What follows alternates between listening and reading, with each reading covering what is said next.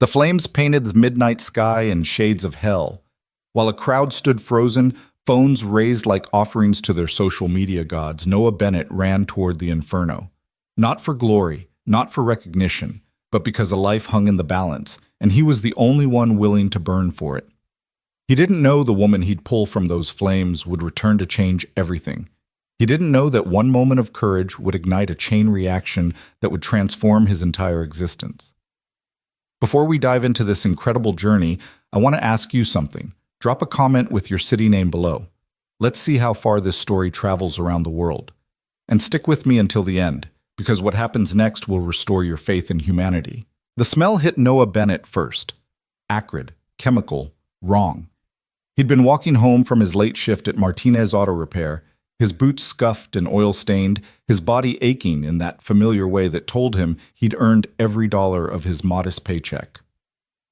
The night air in downtown Portland had been crisp and clean just moments before, carrying that particular Pacific Northwest bite that made you pull your jacket a little tighter. Now, it tasted like destruction. He turned the corner onto Riverside Avenue, and his breath caught. The Oakmont Apartments, a sleek 12-story building that had always seemed too expensive, too polished for this mixed neighborhood where gentrification met grit, was engulfed. Not just smoking, not just flickering, engulfed. Orange and yellow flames licked out of windows on the third and fourth floors like demonic tongues tasting the night air. Black smoke billowed upward in thick columns, blotting out the stars. Noah's first thought, the one that pierced through his shock like a cold knife, was of his son. But no, Caleb was safe. Caleb was 3 miles away at Mrs. Henderson's house, probably already asleep, his 7-year-old body curled around that ratty stuffed dog he refused to give up. Caleb was safe. Noah repeated it like a prayer as his feet began to move, faster now, toward the chaos. The street was already packed. Fire trucks hadn't arrived yet. This couldn't have been burning for more than a few minutes, but the crowd was thick and growing.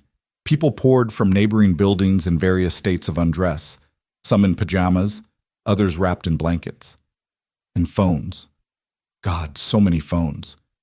Dozens of them, maybe hundreds, all raised high, all recording, all capturing the disaster for their followers, their feeds, their 15 seconds of viral fame. Noah pushed through the crowd, his mechanic's shoulders, broad from years of wrestling with stubborn bolts and heavy parts, parting the mass of humanity. He heard fragments of conversation, pieces of panic. Heard it was an electrical fire. Someone said the alarms didn't go off. Posting this to Twitter, "This is insane. Where are the firefighters?" A woman in a pink bathrobe grabbed his arm. "You can't go closer. It's not safe." Her eyes were wide, mascara smudged, and she smelled like wine and fear. Noah gently extracted his arm. "Anyone still inside?" I don't know. Oh God, this is..." She dissolved into sobs and someone else pulled her back into the crowd. He kept moving. The heat intensified with each step until he could feel it pressing against his face like an angry hand. The building's front entrance was a wall of smoke. Through it, Noah could barely make out the modern lobby he'd glimpsed 1,000 times while walking past. Glass and chrome and expensive-looking art that probably cost more than his annual salary. A young guy couldn't have been more than 19 blocked his path. He wore a security uniform that looked too big for his lanky frame. His name tag read Marcus. "Sir, you need to step back. Fire department's on the way. We've evacuated..." "Everyone?" Noah interrupted, his voice rough. Marcus hesitated, just for a second. But Noah saw it. That flicker of uncertainty, that shadow of doubt. "I think so. We went floor to floor, we knocked on every door, but some people didn't answer and we couldn't..." The kid's voice cracked. "The smoke got too thick on 4. We had to get out." Fourth floor, where the flames looked worst. Noah looked at the building, then at the crowd. At least 50 people with their phones out, recording every moment, creating content, bearing witness, doing absolutely nothing. Something Sarah used to say echoed in his mind. His late wife, gone 4 years now to cancer, who'd always seen the best in him even when he couldn't see it himself. "You're the guy who runs toward trouble, Noah. Always have been. It's going to get you hurt one day, but it's also who you are. Don't ever apologize for that." "Which apartments on 4 didn't answer?" Noah asked. "Sir, You can't go in there. Which ones? Marcus looked at him, really looked at him, and something passed between them, an understanding, a recognition that sometimes protocol wasn't enough. 4C didn't answer, neither did 4F, but I'm telling you, the smoke. Noah was already moving. He yanked off his jacket, a battered denim thing that had seen better days, and wrapped it around his face, covering his nose and mouth. Not perfect, but better than nothing. He'd learned that much from a warehouse fire he'd witnessed back in his early 20s when he'd been too stupid and too young to know better than to help the firefighters pull people out. Sir, you can't. Marcus's protests faded as Noah plunged into the smoke. The lobby was a nightmare rendered in gray and black. The smoke was so thick he couldn't see 5 feet ahead. He kept low, remembering something about smoke rising, about the clearer air near the floor. His eyes watered immediately, tears streaming down his face. The heat was worse than he'd expected. Not just warm, but hot, like opening an oven door and sticking your face inside. The stairs. He needed to find the stairs. The elevator would be suicide. He knew that much from basic common sense and way too many disaster movies he'd watched with Caleb. His hands found the wall and he followed it, moving fast but not recklessly. His lungs already burned, each breath through the jacket a struggle. There, the stairwell door glowing with an exit sign that seemed impossibly bright through the murk. He grabbed the handle, hot, Jesus, it was hot, and yanked it open. The stairwell was clearer. Not clean, not safe, but better. He could see more than a few feet, could breathe without feeling like he was inhaling sandpaper. He took the stairs 2 at a time, his legs pumping, his heart hammering against his ribs like it wanted out. 2nd floor, 3rd floor. The sound of the fire was getting louder now, a roar that seemed alive, hungry. He could hear things cracking, breaking, the building itself protesting its own destruction. 4th floor. Noah burst through the stairwell door and into hell. The hallway was an inferno. Flames crawled along the ceiling like living creatures, consuming the expensive wallpaper, the recessed lighting, everything. The heat was unbearable, a physical force that made him want to turn and run. Smoke rolled in waves, and even through his jacket mask, he could barely breathe. 4C, he needed to find 4C. The apartment numbers were brass, reflecting the firelight. 4A, 4B, there, 4C. The door was closed, no smoke seeping from underneath, no flames visible through the peephole. Maybe Marcus had been wrong. Maybe the apartment was empty. Maybe... Noah tried the handle. Locked. "Hello?" he shouted, his voice muffled through the jacket, barely audible over the fire's roar. "Anyone in there? Fire department." The lie came easily. If someone was in there, they'd respond better to authority than to some random mechanic. Nothing. He pressed his ear to the door, straining to hear anything. And there. Was that something? A sound, faint. Maybe just his imagination, but maybe not. Maybe a voice, weak and calling. The door was solid. These luxury apartments didn't mess around with hollow cores, but the frame was wood and wood burned. Noah stepped back, measured the distance, and kicked. The impact jolted through his leg, up his spine. The door shuddered, but held. He kicked again. Harder. The frame splintered. A third kick, and the door flew inward. Smoke poured out thick and black, and Noah was hit by a wave of heat that made his skin feel like it was shrinking. He dove forward, staying low, his eyes scanning desperately through the haze. The apartment was chaos. Furniture overturned, paper scattered, curtains on fire. The flames had spread from the hallway through the walls, and one entire side of the living room was already consumed. But it was the bedroom door, hanging open on the left, that drew his attention. Noah crawled toward it, his hands finding carpet. Expensive, thick, probably Persian or something fancy, now scorched and hot enough to burn. The smoke was worse here, so dense he literally couldn't see his hand in front of his face. "Hello," he called out again, his voice raw. "Is anyone here?" And then he heard it. Not a call for help, but something worse. Labored breathing, wet and struggling. The sound of someone who'd inhaled too much smoke, whose body was shutting down. He followed the sound like a beacon, his hands sweeping the floor. They found fabric first. Silk, maybe, or satin. And then skin. An arm. A shoulder. A person. She was collapsed beside the bed, face down, her body limp. Noah grabbed her, trying to assess how badly she was hurt, even as precious seconds ticked away. She was wearing what looked like expensive pajamas, black silk with some kind of embroidered pattern. Her dark hair was matted and singed. He couldn't see her face, couldn't tell if she was young or old, conscious or not. Didn't matter. He'd come for this, and he was sure as hell leaving with her. Noah hooked his arms under her shoulders and dragged her backward, toward the apartment entrance. She was dead weight and heavier than she looked. Not overweight, just unconscious, every muscle slack. His own breathing was getting worse now, each inhalation a struggle that brought more heat than oxygen. The hallway seemed twice as long on the way out. The flames had spread, growing bolder, and a section of ceiling collapsed just feet behind them in an explosion of sparks and burning debris. Noah felt the impact through the floor, felt the building shudder like a wounded animal. Keep moving, just keep moving. The stairwell door was ahead, but now flames licked around its frame. He'd have to go through fire to reach it. No choice. No other way out. Noah repositioned the woman, cradling her against his chest, using his body to shield her. Then he ran. 3 steps through flame.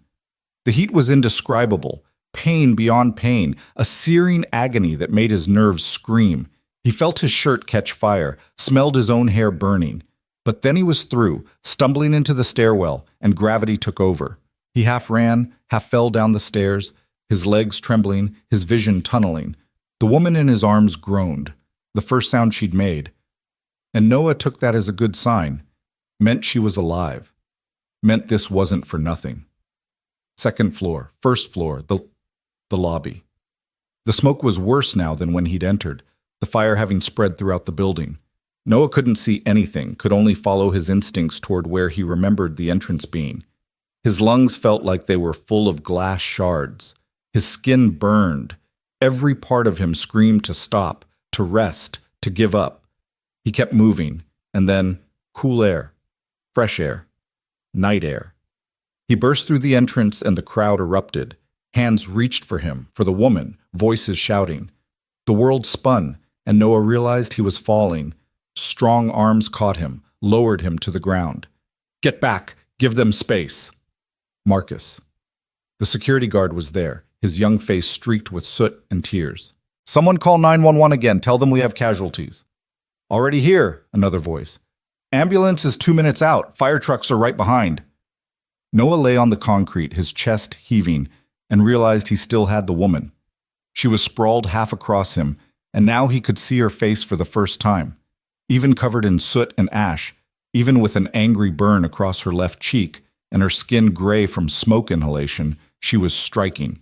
High cheekbones, full lips, probably in her mid-30s. The kind of face you'd see in a boardroom or on the cover of a magazine. The kind of face that spoke of money and power and a life very different from his own. Her eyes fluttered open, just for a moment, and they were an extraordinary shade of gray. They focused on him with an intensity that seemed impossible given her condition. You, she whispered, her voice barely audible. You came. Then her eyes closed again, and she went limp. Hey, stay with me! Noah patted her cheek gently, tried to rouse her, but she was out. But she was breathing. He could see her chest rising and falling, could feel her pulse under his fingers when he checked her neck. She was alive. He'd gotten her out. The relief hit him like a physical wave, and suddenly all the pain came flooding back. His arms burned. His lungs felt like they'd been scoured with steel wool. His face hurt in ways he didn't know were possible. Sir, can you hear me? A paramedic appeared in his vision, young, female, wearing blue gloves and a look of professional concern. I need you to stay still. You've got burns. You've inhaled a lot of smoke. We need to get you to the hospital. Her first, Noah managed, nodding toward the woman. Check her first. We've got her, buddy. We've got you both. You did good. You did real good. The paramedic's voice was kind, reassuring, as she began examining him with quick, efficient movements. More sirens. More voices. The world was becoming a blur of activity. Fire trucks arriving, their crews deploying with practiced precision. More ambulances, police cars with their lights painting everything blue and red. Someone draped a blanket over Noah's shoulders. Someone else put an oxygen mask over his face, and the first breath of pure oxygen was like drinking cold water after crossing a desert. His vision cleared slightly, his head stopped spinning quite so much. Through the crowd, through the chaos, he could see them loading the woman onto a gurney. Her silk pajamas were torn and burned, her skin was gray, but she was alive. Paramedics swarmed her, checking vitals, starting an IV, communicating in that rapid-fire medical shorthand that meant they knew what they were doing. "We need to transport both of them," someone said. "Priority 1. "I'll call Children's Hospital, see if they can—" "No," Noah interrupted, pulling the oxygen mask aside. "No hospital. I'm fine." The paramedic, her name tag read Chen, gave him a look that suggested she'd heard this before and wasn't impressed. "Sir, you have second-degree burns on your arms and face. You've inhaled enough smoke to choke a horse. You need medical attention." "My son," Noah said. "I have a 7-year-old son. He's at a neighbor's house. I need to— We'll contact someone. Where's your phone?" Noah patted his pockets, then remembered. Burned. It was in my jacket pocket, which he'd used as a smoke mask and which was now God knows where in that building. "Okay, sir, listen to me." Chen's voice was firm but not unkind. "We're taking you to the hospital. It's not negotiable, but I promise you, we will contact whoever's watching your son and let them know you're okay. We'll make sure he's taken care of, but right now you need to let us take care of you. Understand?" Noah wanted to argue. Every instinct told him to get up, to go to Caleb, to make sure his son knew he was safe. But his body wasn't cooperating. His legs felt like jelly. His vision was getting blurry again despite the oxygen. "Mrs. Henderson," he managed. "Candace Henderson, 2247 Morrison Street. My son Caleb is with her. Tell her I'm okay. Tell her not to scare him." "We'll take care of it," Chen promised. "Now lie back. We're going to get you on a gurney."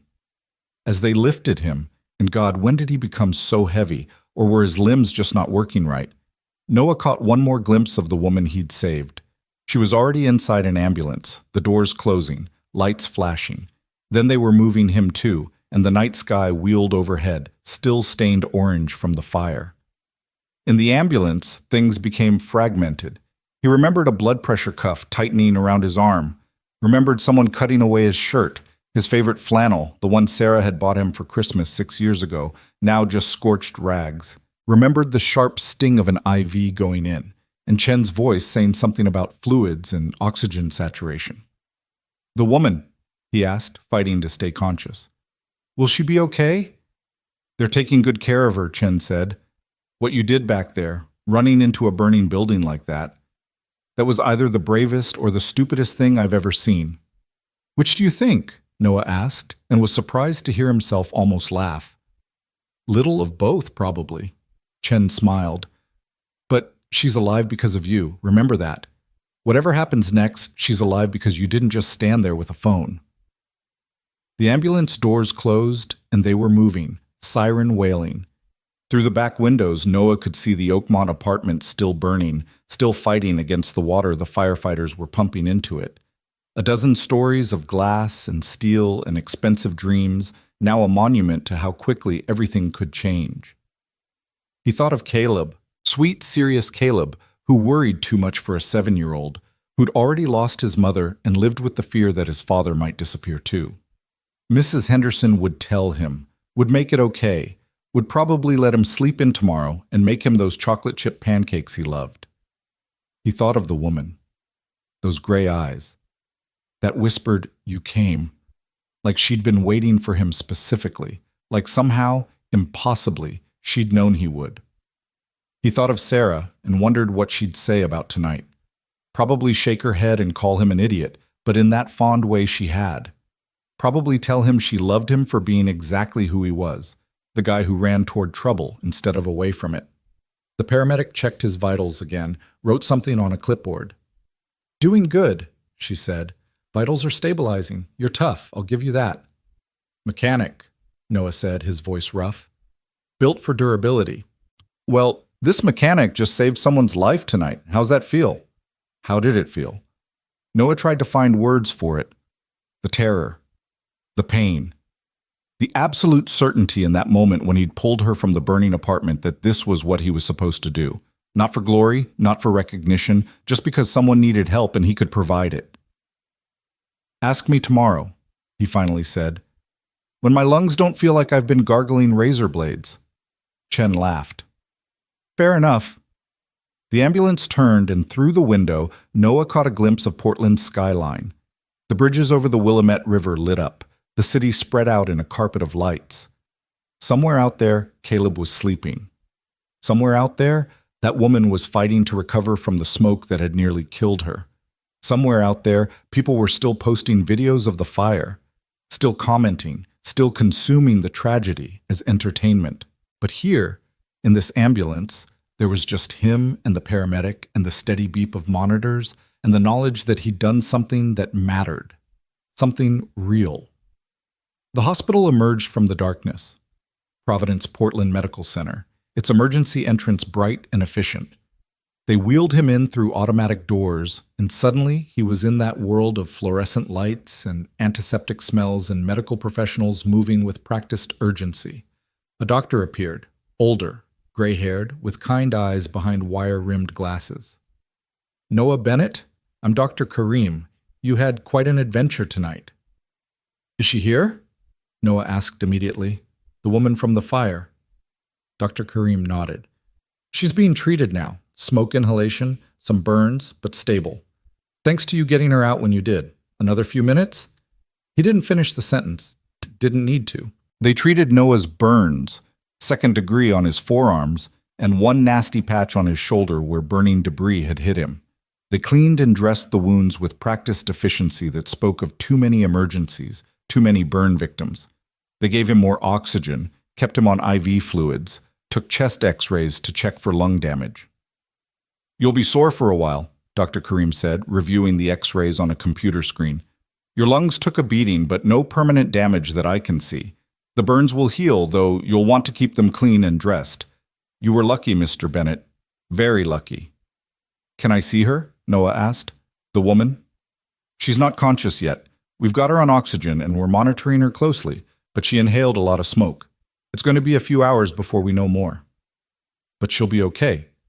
Dr. Kareem paused, choosing his words carefully. I think so. But Mr. Bennett, Noah, you need to understand something. What you did tonight was incredibly dangerous. Buildings on fire are death traps. The smoke alone can kill you in minutes. You could have died in there. But I didn't, Noah said simply. No, Dr. Kareem agreed. You didn't. And neither did she. So I suppose sometimes dangerous and stupid are just other words for heroic. He smiled, tired but genuine. Get some rest.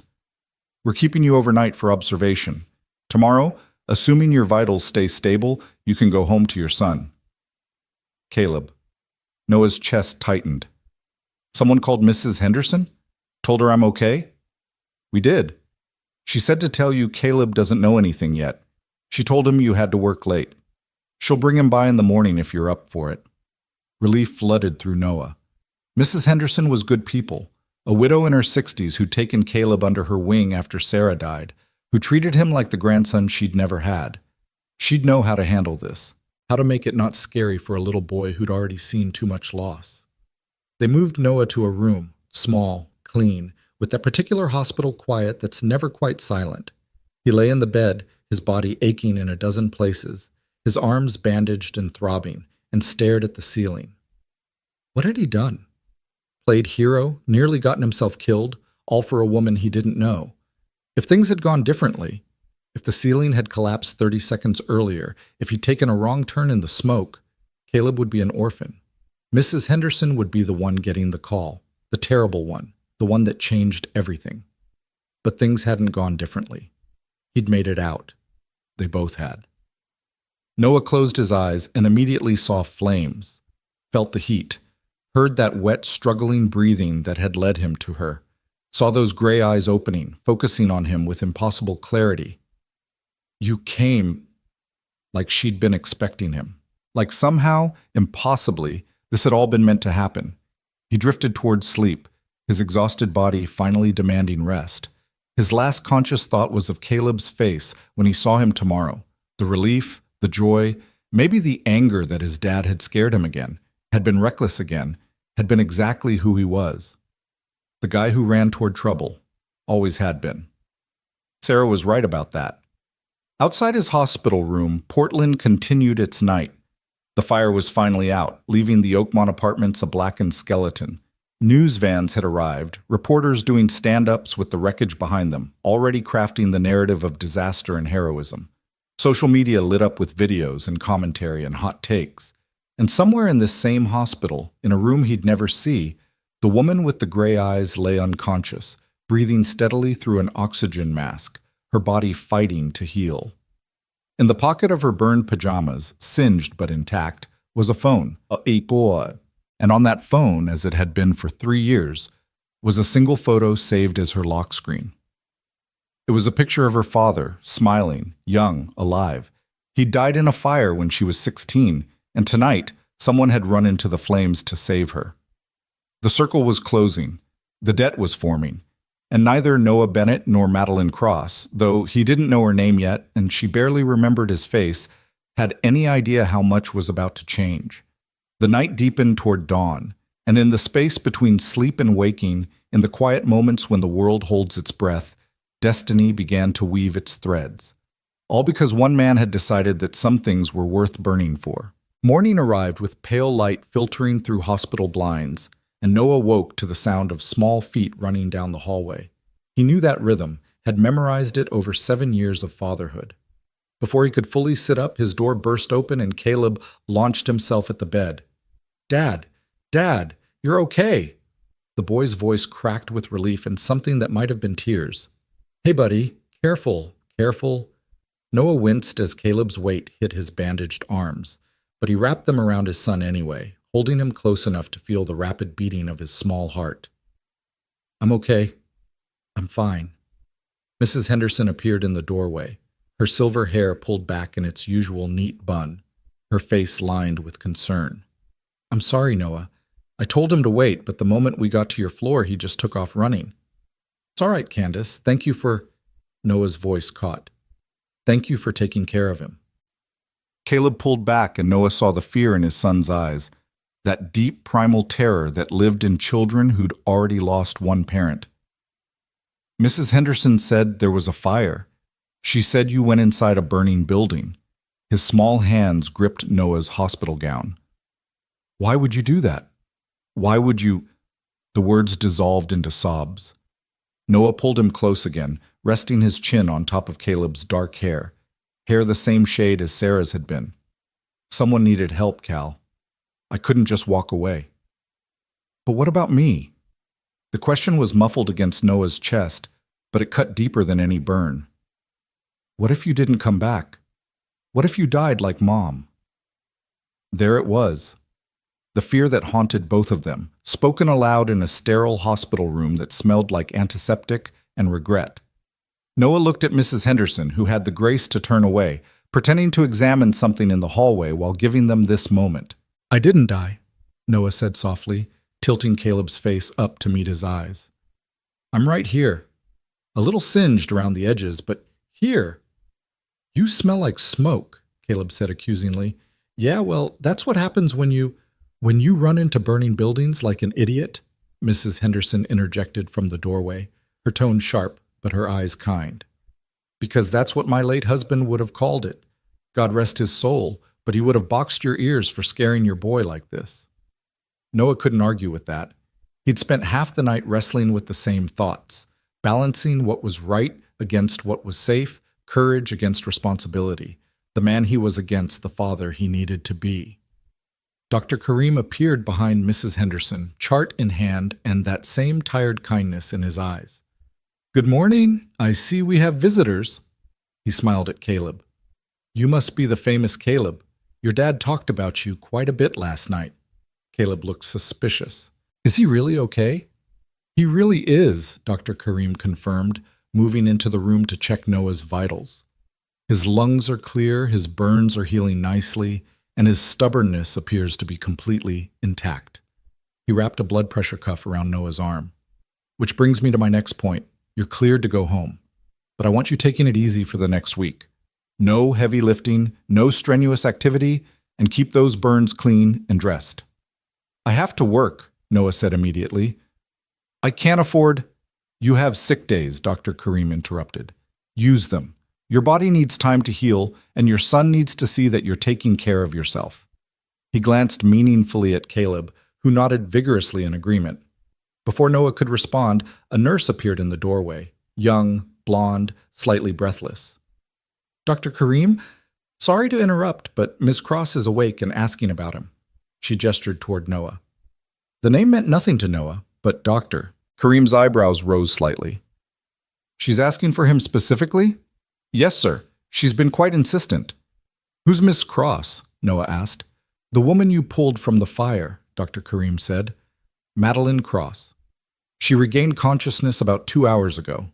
He studied Noah with interest. "She's been asking about her rescuer since she woke up." Something shifted in Noah's chest, part curiosity, part unease. "Is she okay?" "She's going to be fine. Some burns, smoke inhalation, but nothing that won't heal. You got her out just in time." Dr. Kareem paused. "Would you like to see her? She's in the VIP suite on the 8th floor." "VIP suite?" Mrs. Henderson raised an eyebrow. "Who is this woman?" "I'll let her introduce herself," Dr. Kareem said diplomatically. "Noah, it's up to you. You're under no obligation." Noah looked at Caleb, who had finally stopped crying but still gripped his hand like he might disappear, then at Mrs. Henderson, who gave him one of her knowing looks, the kind that suggested she could read his thoughts better than he could. "Go," she said. "Caleb and I will get your discharge papers sorted. You need to see this through." "I want to come," Caleb said immediately. "Buddy, I don't think... I want to see the lady you saved." Caleb's jaw set in that stubborn way that was pure Sarah. "Please? I need to see that it was real, that it mattered." The words hit Noah harder than expected. This was what it meant to be 7 years old and scared, needing proof that the risk had been worth it, that his father's absence from his bed last night had meant something more than just fear. "Okay," Noah said quietly. "Okay, Cal. We'll go together." Dr. Kareem led them through the hospital's maze of corridors, up an elevator that moved too smoothly and opened onto a floor that looked more like a luxury hotel than a medical facility. The 8th floor had carpet instead of linoleum, abstract art on the walls instead of health posters, and a kind of hush that spoke of money and privilege. "The VIP suite is generally reserved for donors and board members," Dr. Kareem explained as they walked. "Ms. Cross insisted on being moved here this morning once she was stable enough for transport." "Who is she?" Mrs. Henderson asked again, her voice low. "You'll see." They stopped outside a door flanked by 2 men in dark suits who looked like they bench-pressed sedans for fun. Security. Serious security. One of them held up a hand as they approached. "Dr. Kareem, Ms. Cross is expecting you, but who are they?" "This is Noah Bennett," Dr. Kareem said. "The man who saved her life. She asked to see him." The security guard spoke into a wrist mic, listened to a response Noah couldn't hear, then stepped aside. "She'll see you, but just you, Mr. Bennett. The others wait here." Noah looked at Caleb, whose eyes had gone wide at the sight of the guards. "Buddy." "It's okay," Caleb said, though he looked anything but convinced. "I'll wait with Mrs. Henderson." "I'll be right back. 5 minutes." Noah squeezed his son's shoulder, then followed Dr. Kareem through the door. The VIP suite was stunning. Floor-to-ceiling windows offered a panoramic view of Portland, Mount Hood visible in the distance. The furniture was designer, the flowers on the side table fresh and expensive. And in the hospital bed, which looked more comfortable than Noah's bed at home, sat the woman from the fire. In daylight, cleaned up and conscious, Madeline Cross was striking in a way that made Noah understand why she rated this kind of treatment. She wore a silk robe over her hospital gown, her dark hair pulled back to reveal the bandage on her left cheek. Her gray eyes, those same eyes that had focused on him through the smoke, were sharp and assessing. "Mr. Bennett," she said, her voice slightly hoarse but steady. "Please, come in." Dr. Kareem nodded to Noah and quietly left, closing the door behind him. Suddenly, Noah was very aware of his own appearance. Wearing borrowed scrubs from the hospital, his arms wrapped in bandages, his face probably still covered in soot he hadn't managed to wash off completely. "Ma'am," he said awkwardly, "I just wanted to see that you were all right." "All right?" A small smile played at her lips. I'm alive because of you. I think that qualifies as more than all right. She gestured to a chair beside the bed. Please sit and call me Madeline. Noah sat, feeling out of place in this room that probably cost more per night than he made in a week. How are you feeling? Like I was pulled from a burning building, she said dryly. But the doctors tell me I'll make a full recovery. You got me out before the worst of the damage could occur. Her eyes studied him with an intensity that made him want to squirm. Why did you do it? Do what? Run into a building that was actively burning. Risk your life for a stranger. Noah shrugged, uncomfortable with the direct question. Someone needed help. There were at least 50 people standing outside that building. None of them came in. They were recording it on their phones. Exactly. Madeline leaned forward slightly, wincing at the movement. They were watching. You acted. Why? I don't know, Noah said honestly. I couldn't stand there and do nothing. Someone said apartments hadn't been checked, and I thought about what if it were my son up there? What if someone needed help and nobody came and He stopped, realizing he was rambling. I didn't think about it. I just did it. You didn't think about your own safety. Not really. What about your son? You must have thought about him. Noah's jaw tightened. I thought about him after. When I was lying in my hospital bed wondering what the hell I'd been thinking, risking leaving him an orphan. He met her eyes. But in the moment, no, I just knew someone needed help and I could provide it. Madeline was quiet for a long moment, studying him with those penetrating gray eyes. Finally, she said, I need to tell you something, Mr. Bennett, about why this matters so much. Noah, he corrected. Just Noah. Noah. She took a breath, and when she spoke again, her voice carried weight. When I was 16 years old, I watched my father die in a warehouse fire in Seattle, where my family's company was headquartered. He went back inside to save some documents, stupid, irreplaceable documents that meant nothing, and the building collapsed. The firefighters said it was instant, that he didn't suffer. They were lying, but I appreciated the kindness. Noah felt his chest tighten. I'm sorry. There were people outside that warehouse too, Madeline continued. Dozens of them. His employees, his colleagues, people who owed him everything. And they all just watched. Nobody went in. Nobody even tried. Her fingers gripped the bedsheet. Last night, when I woke up in that apartment and couldn't breathe, couldn't see, couldn't move, I thought this is it. This is how I die. Just like him. Alone in the fire. But you didn't. No, because you came. Her voice cracked slightly. You didn't know me. You had no reason to risk your life. You had every reason not to. You have a son who needs you, but you came anyway. Noah didn't know what to say to that. The emotion in her voice, the rawness of it, made his own throat tight. I want to repay you, Madeline said, her tone shifting to something more businesslike. For what you did. That's not necessary. Let me finish. She reached for a tablet on her bedside table, wincing again at the movement. I've had my assistant do some research on you this morning. I hope you don't mind. Noah did mind, actually, but he said nothing. You're a mechanic at Martinez Auto Repair. You make $42,000 a year. You're a widower, raising your son alone. You rent a house in Southeast Portland. You have good credit, despite some medical debt from your wife's cancer treatment. She looked up from the tablet. You're a good man living a hard life, Noah. Let me make it easier. She produced an envelope from beside the tablet and held it out to him. Noah took it hesitantly, opened it, and felt his stomach drop. Inside was a check with his name on it. A check for $500,000. What? His voice failed him. What is this? It's a thank you, Madeline said simply, for saving my life. Noah stared at the check, at the number that seemed impossible, obscene. $500,000. More money than he'd make in 10 years. Maybe 50. Money that could change everything. Pay off Sarah's medical debt. Buy a real house. Set up a college fund for Caleb. Never worry about making rent or whether his truck would make it through another winter. He looked at Madeline Cross, really looked at her, and understood who she was. The expensive suite, the security, the casual way she talked about $500,000 like it was a reasonable tip. Who are you? He asked quietly. I'm the CEO of Cross Industries, she said. We're a technology and manufacturing conglomerate with operations in 12 countries.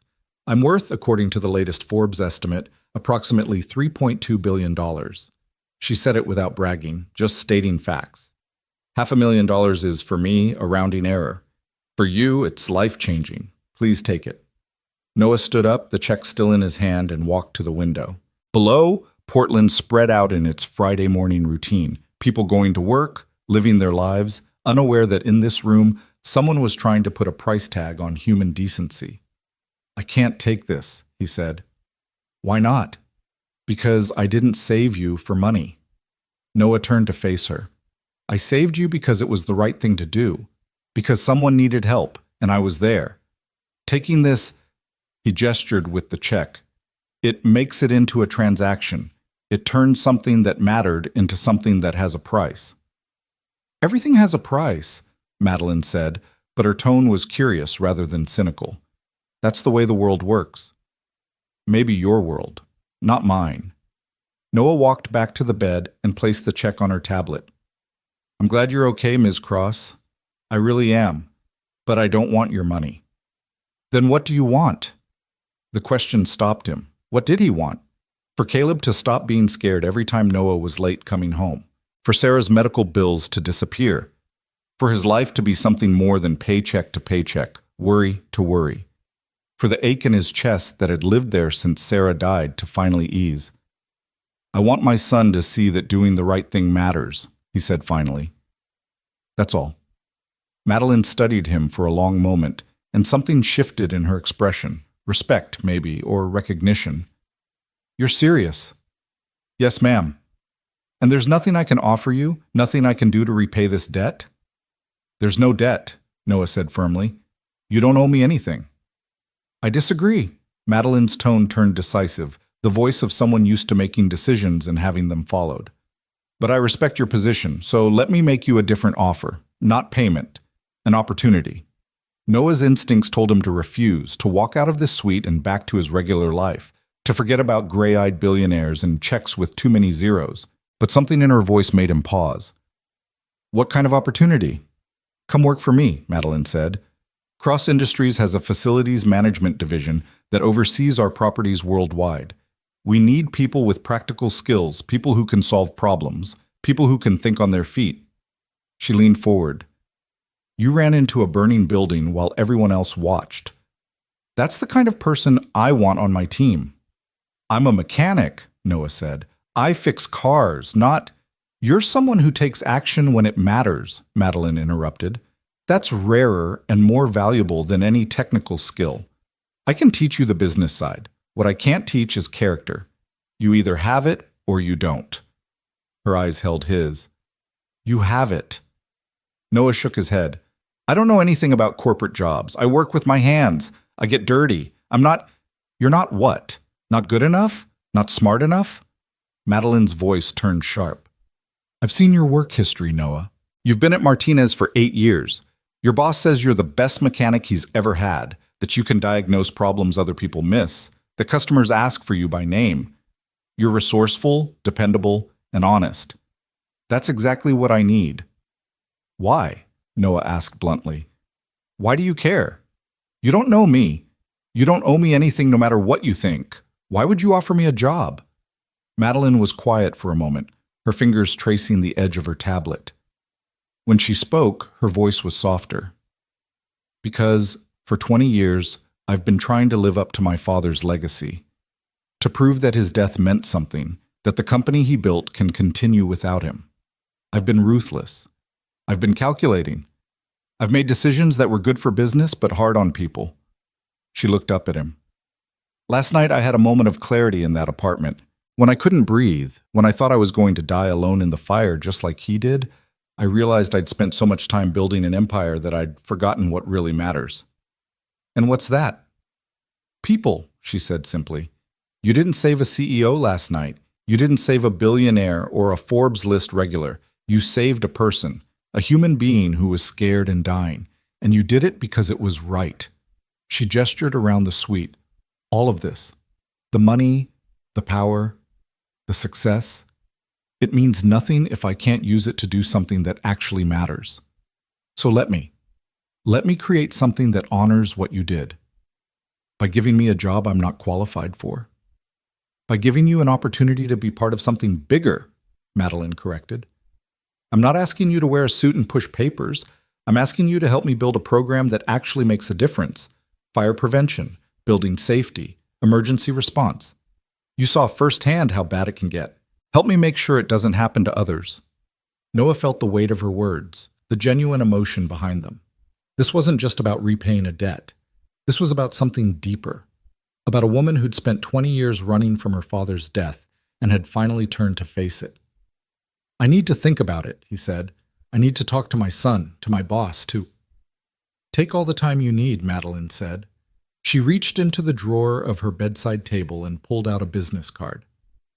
That's my private number. When you're ready to talk, call me. Or don't. Either way, I'm grateful you were there last night. Noah took the card, feeling the expensive weight of it. Embossed letters, quality stock, the kind of thing that screamed money and power.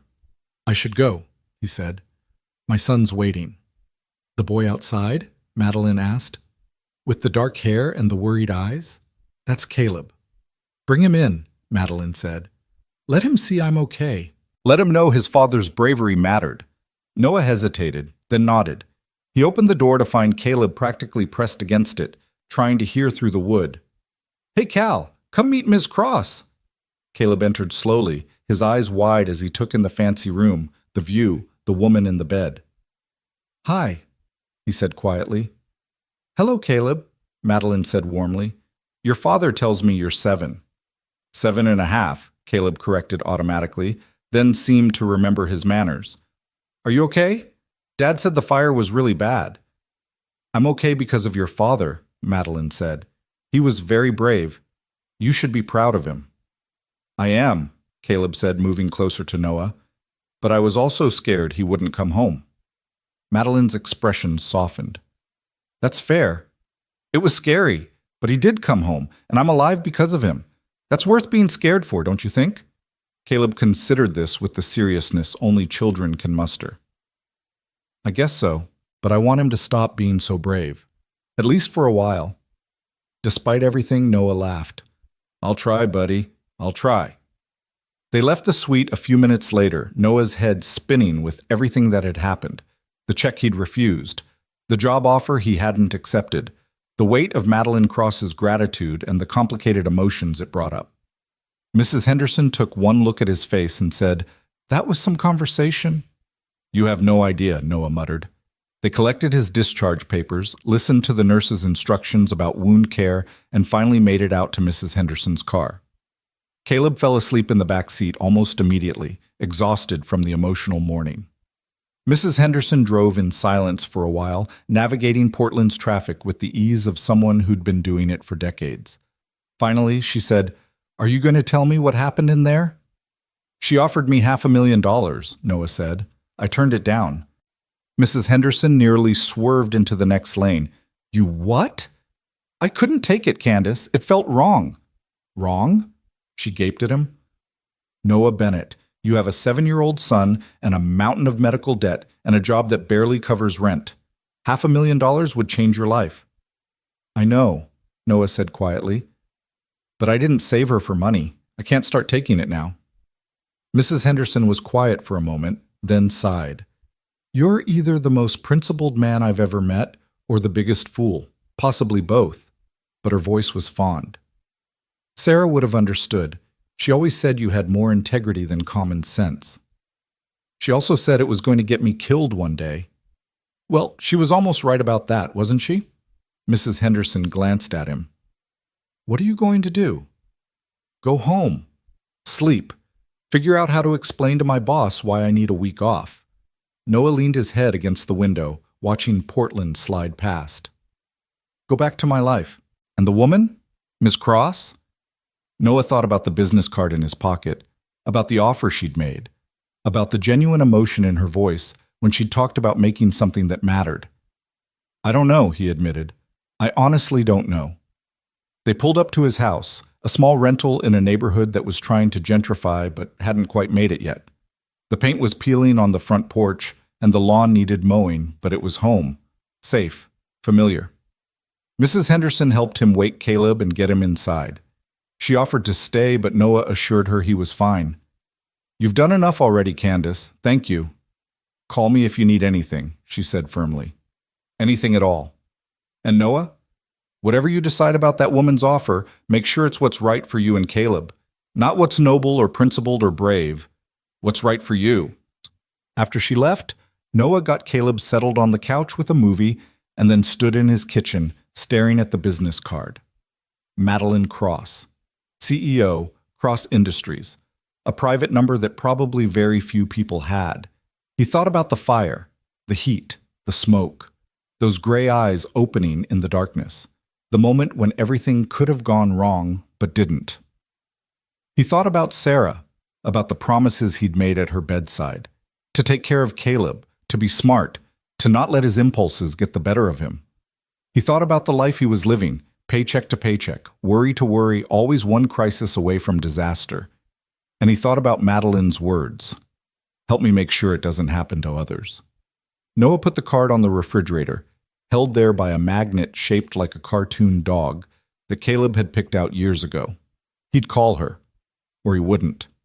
Either way, his life had already changed the moment he'd run into that fire.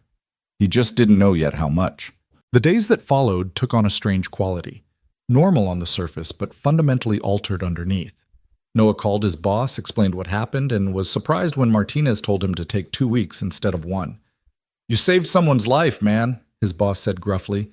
"That's worth some paid time off. Don't argue with me." So Noah spent his days with Caleb, playing in the backyard, watching movies, taking walks through their neighborhood. His burns healed slowly, itching and tight, but the doctors had been right. No permanent damage. His lungs cleared. His strength returned. But at night, after Caleb was asleep, Noah would stand in the kitchen and stare at that business card. Madeline Cross's private number. An opportunity that seemed too good, too complicated, too much. On the third day, his phone rang. His new phone, since his old one had been destroyed in the fire. Unknown number. "Hello? Mr. Bennett? Noah?" The voice was smooth, professional. "My name is Richard Chen. I'm Ms. Cross's personal assistant. She asked me to reach out to you." Noah's first instinct was to hang up. He hadn't called her, which should have been answer enough. But something made him say, "I'm listening." "Ms. Cross wanted me to clarify something about her offer," Richard continued. "She's aware you might think this is charity or pity. It's not. We've been developing a comprehensive fire prevention and emergency response program for our properties worldwide. What happened at the Oakmont? That building was one of ours, Noah. Cross Industries owned it." That stopped Noah cold. "What?" "The electrical fire started due to faulty wiring that should have been caught in our last inspection. It wasn't. Miss Cross feels personally responsible for what happened, for what nearly happened to her and to you." Richard's voice turned earnest. "She's not offering you a job out of gratitude. She's offering it because she needs someone who understands the stakes, someone who's been through it." Noah closed his eyes, processing this new information. Cross Industries had owned the building, had been responsible for its maintenance, had failed. "She wants to build something that prevents this from happening again," Richard continued, "and she thinks you're the right person to help her do it, not as a mechanic. As someone with perspective we desperately need." "I don't have any qualifications for this kind of work," Noah said. "You have the most important qualification. You know what it means when we fail. You felt it. You've lived it." Richard paused. "Just meet with her. Have a conversation. If after that you still want to say no, she'll respect that. But at least hear her out, please." Noah looked at the calendar on his refrigerator. Caleb's soccer practice on Saturdays, parent-teacher conference next week, rent due on the 1st, the ordinary scaffolding of their life. "When?" he asked. "Tomorrow. 11 a.m. I'll send a car for you. The car.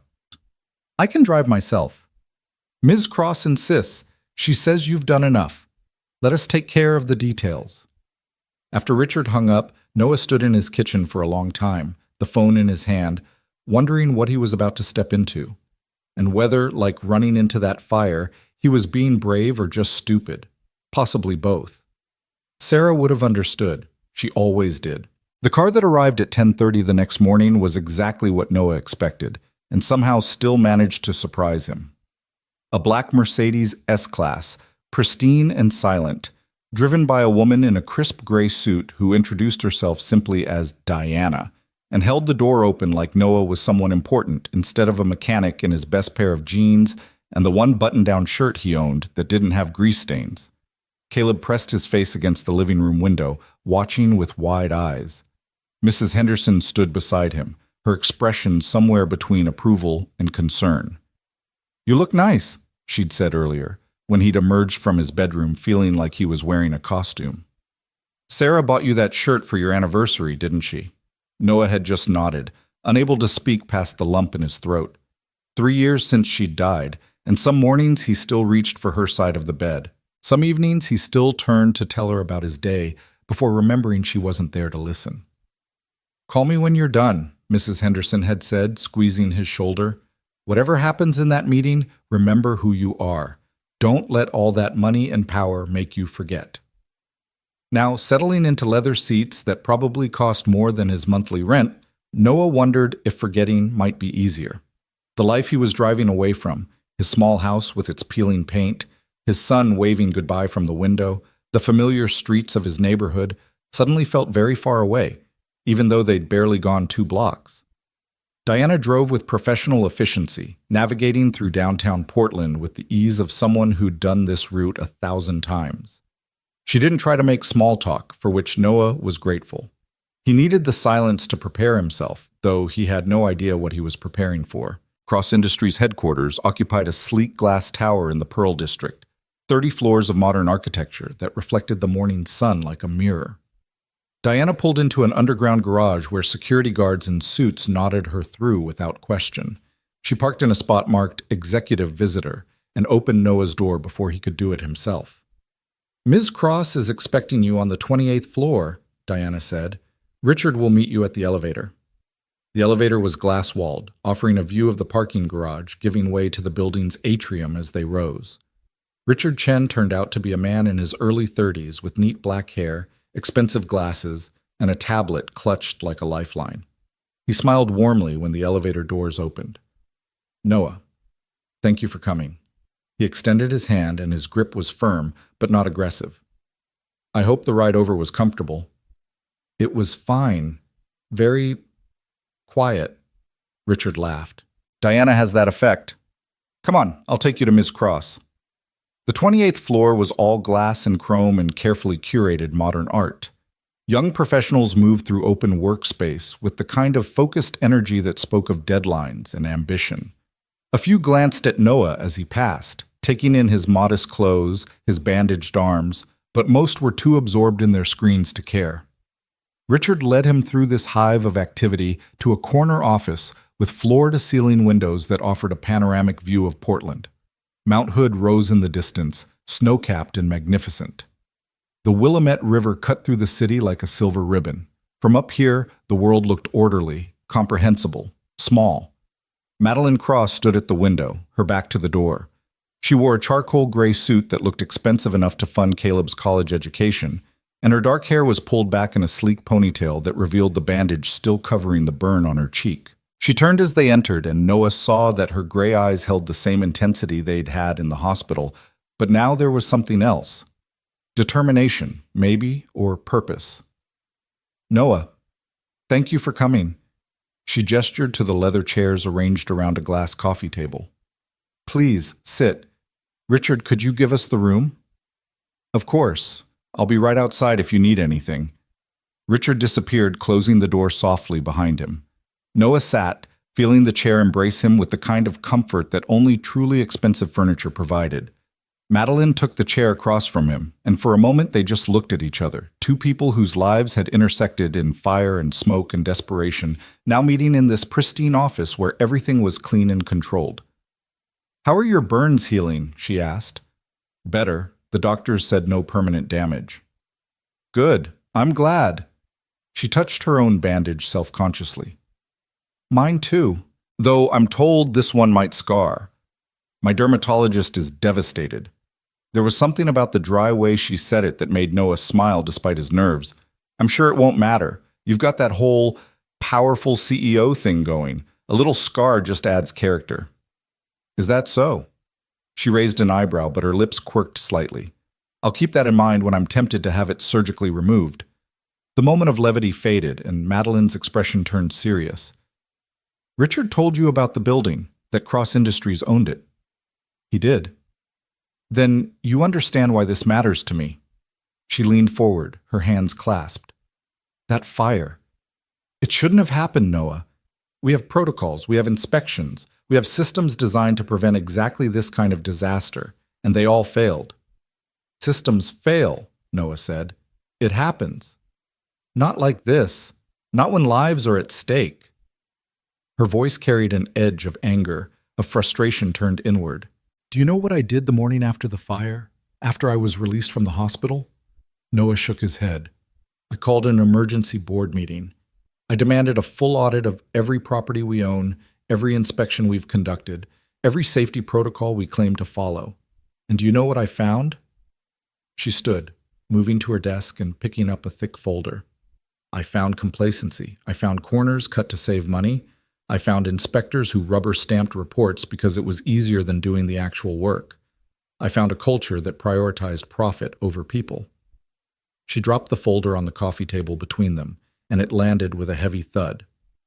73 properties worldwide. 32 of them have the same outdated electrical systems as the Oakmont.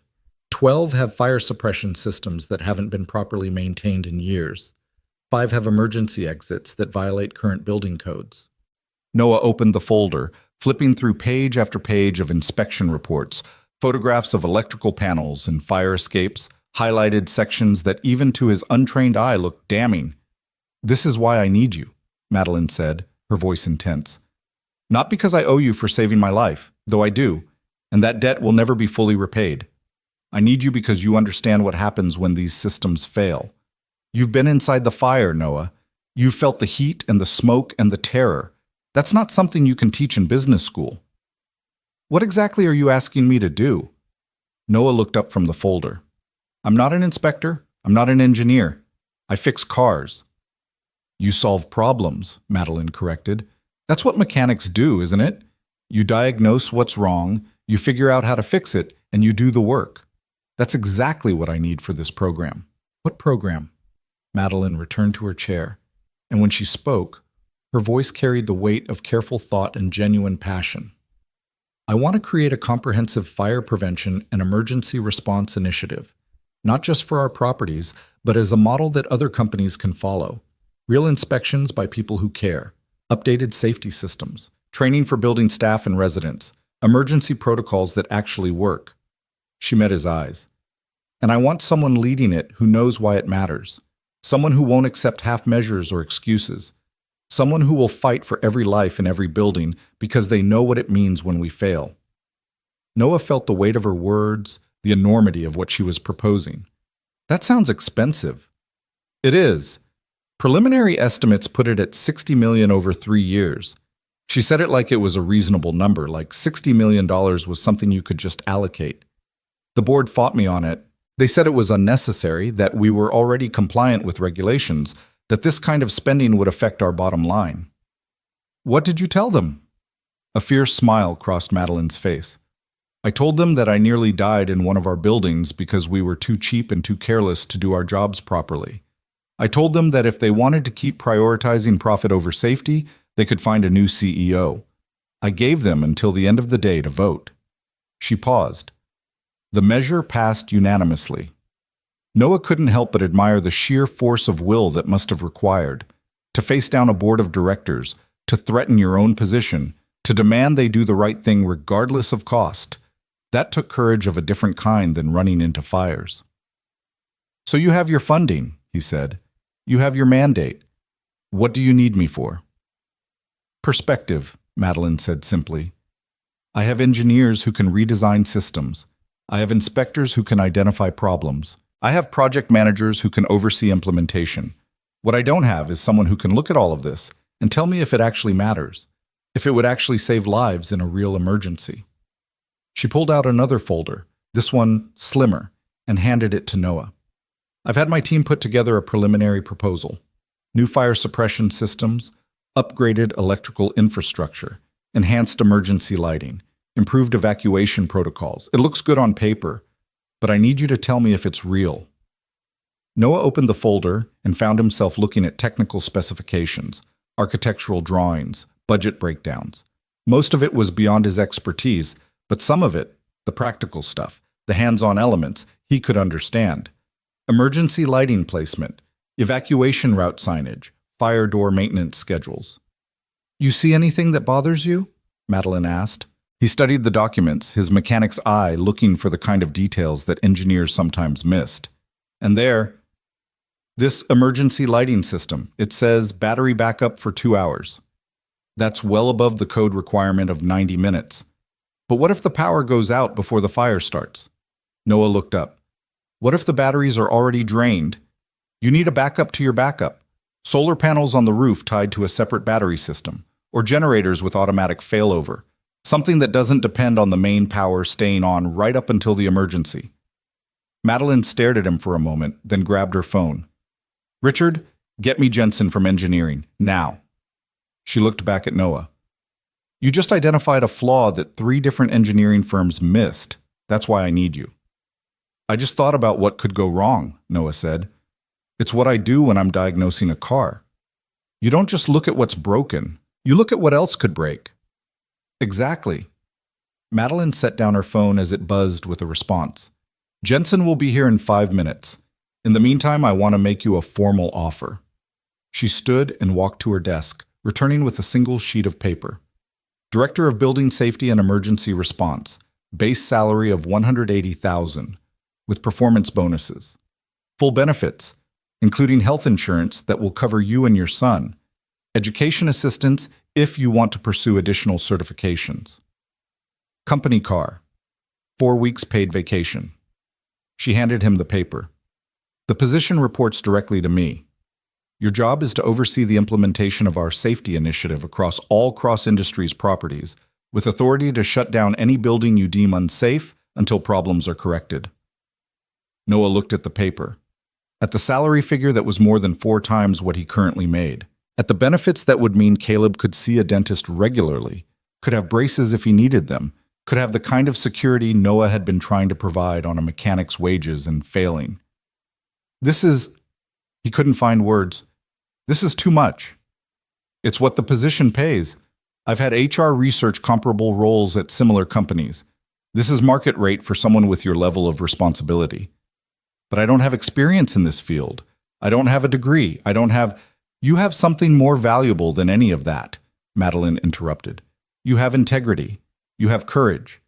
You have the ability to act when it matters. She sat back down, her voice softening. Noah, I'm not offering you this position because I feel guilty or grateful, though I am both. I'm offering it because I genuinely believe you're the right person for this job, but I need you to believe it too. Before Noah could respond, there was a knock at the door.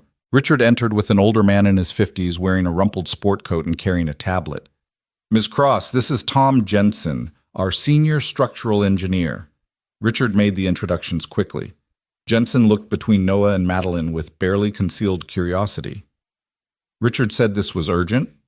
Noah just identified a critical flaw in our emergency lighting proposal, Madeline said. Walk him through it.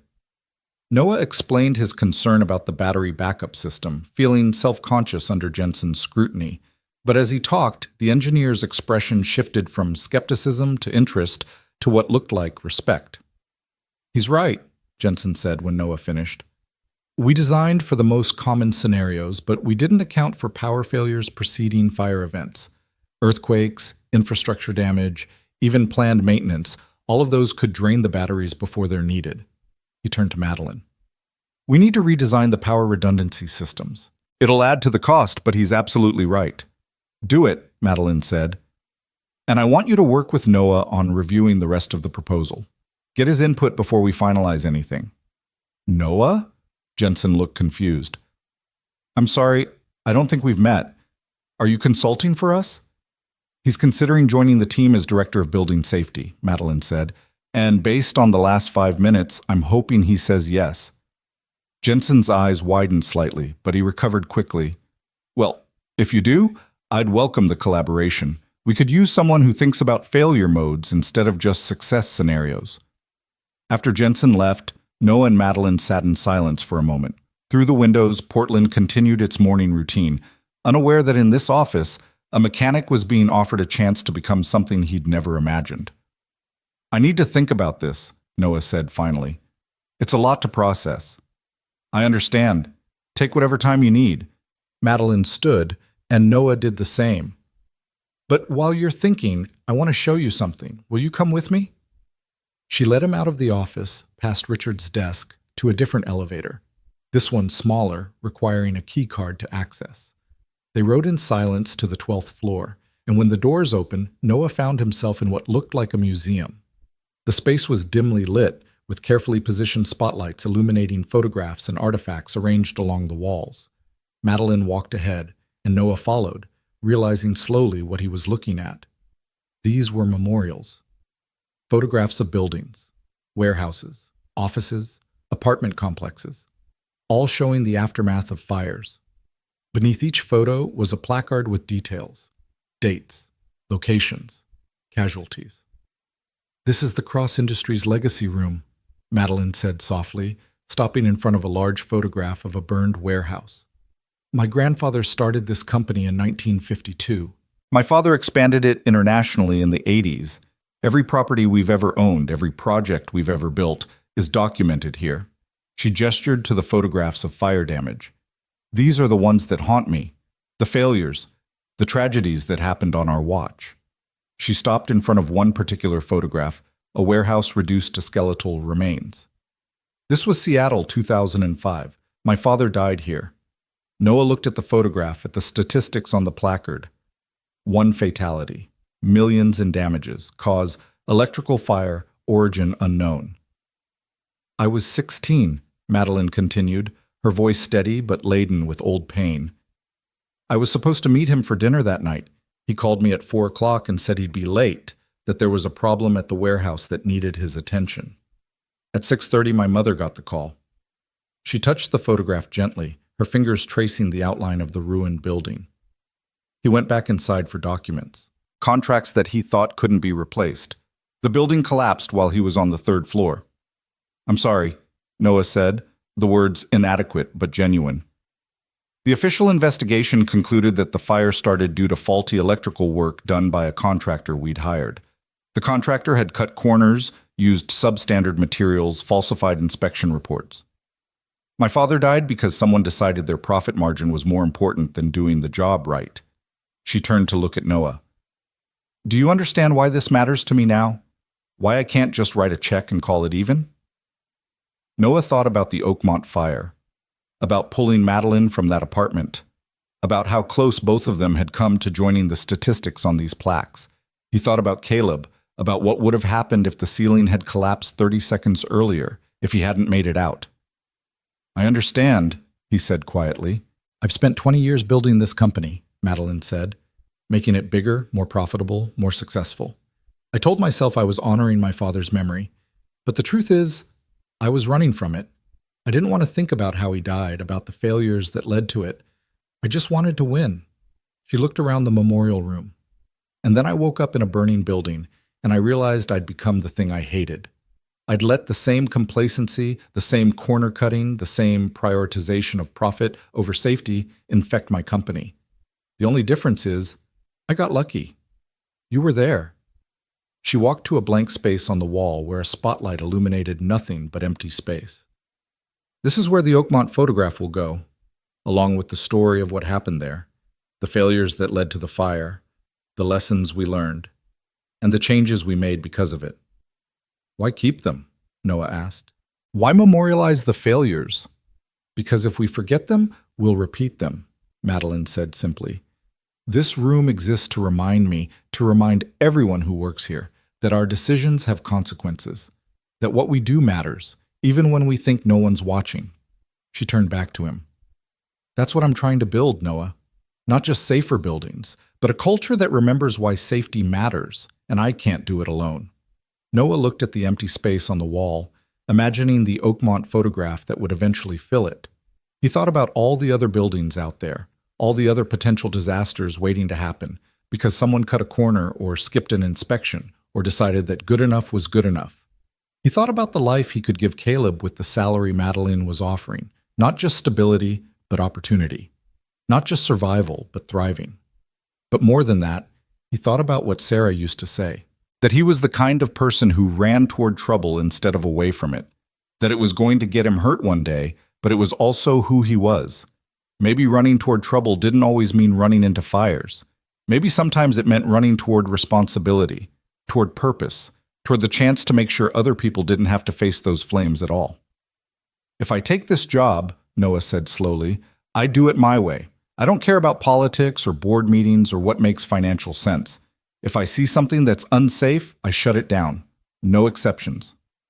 That's exactly what I need you to do, Madeline said. And I'm going to make mistakes. I'm going to need training, guidance, people who can teach me what I don't know.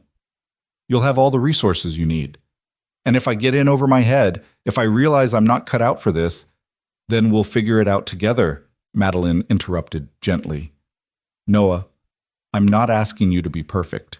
I'm asking you to be honest, to care, to bring that same instinct that made you run into a burning building to every decision you make in this role.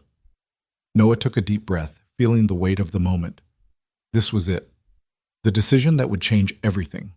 He could walk away, go back to his life as a mechanic, keep things simple and safe and familiar, or he could step forward into this unknown territory, trust that maybe Madeline was right, that maybe he did have something valuable to offer.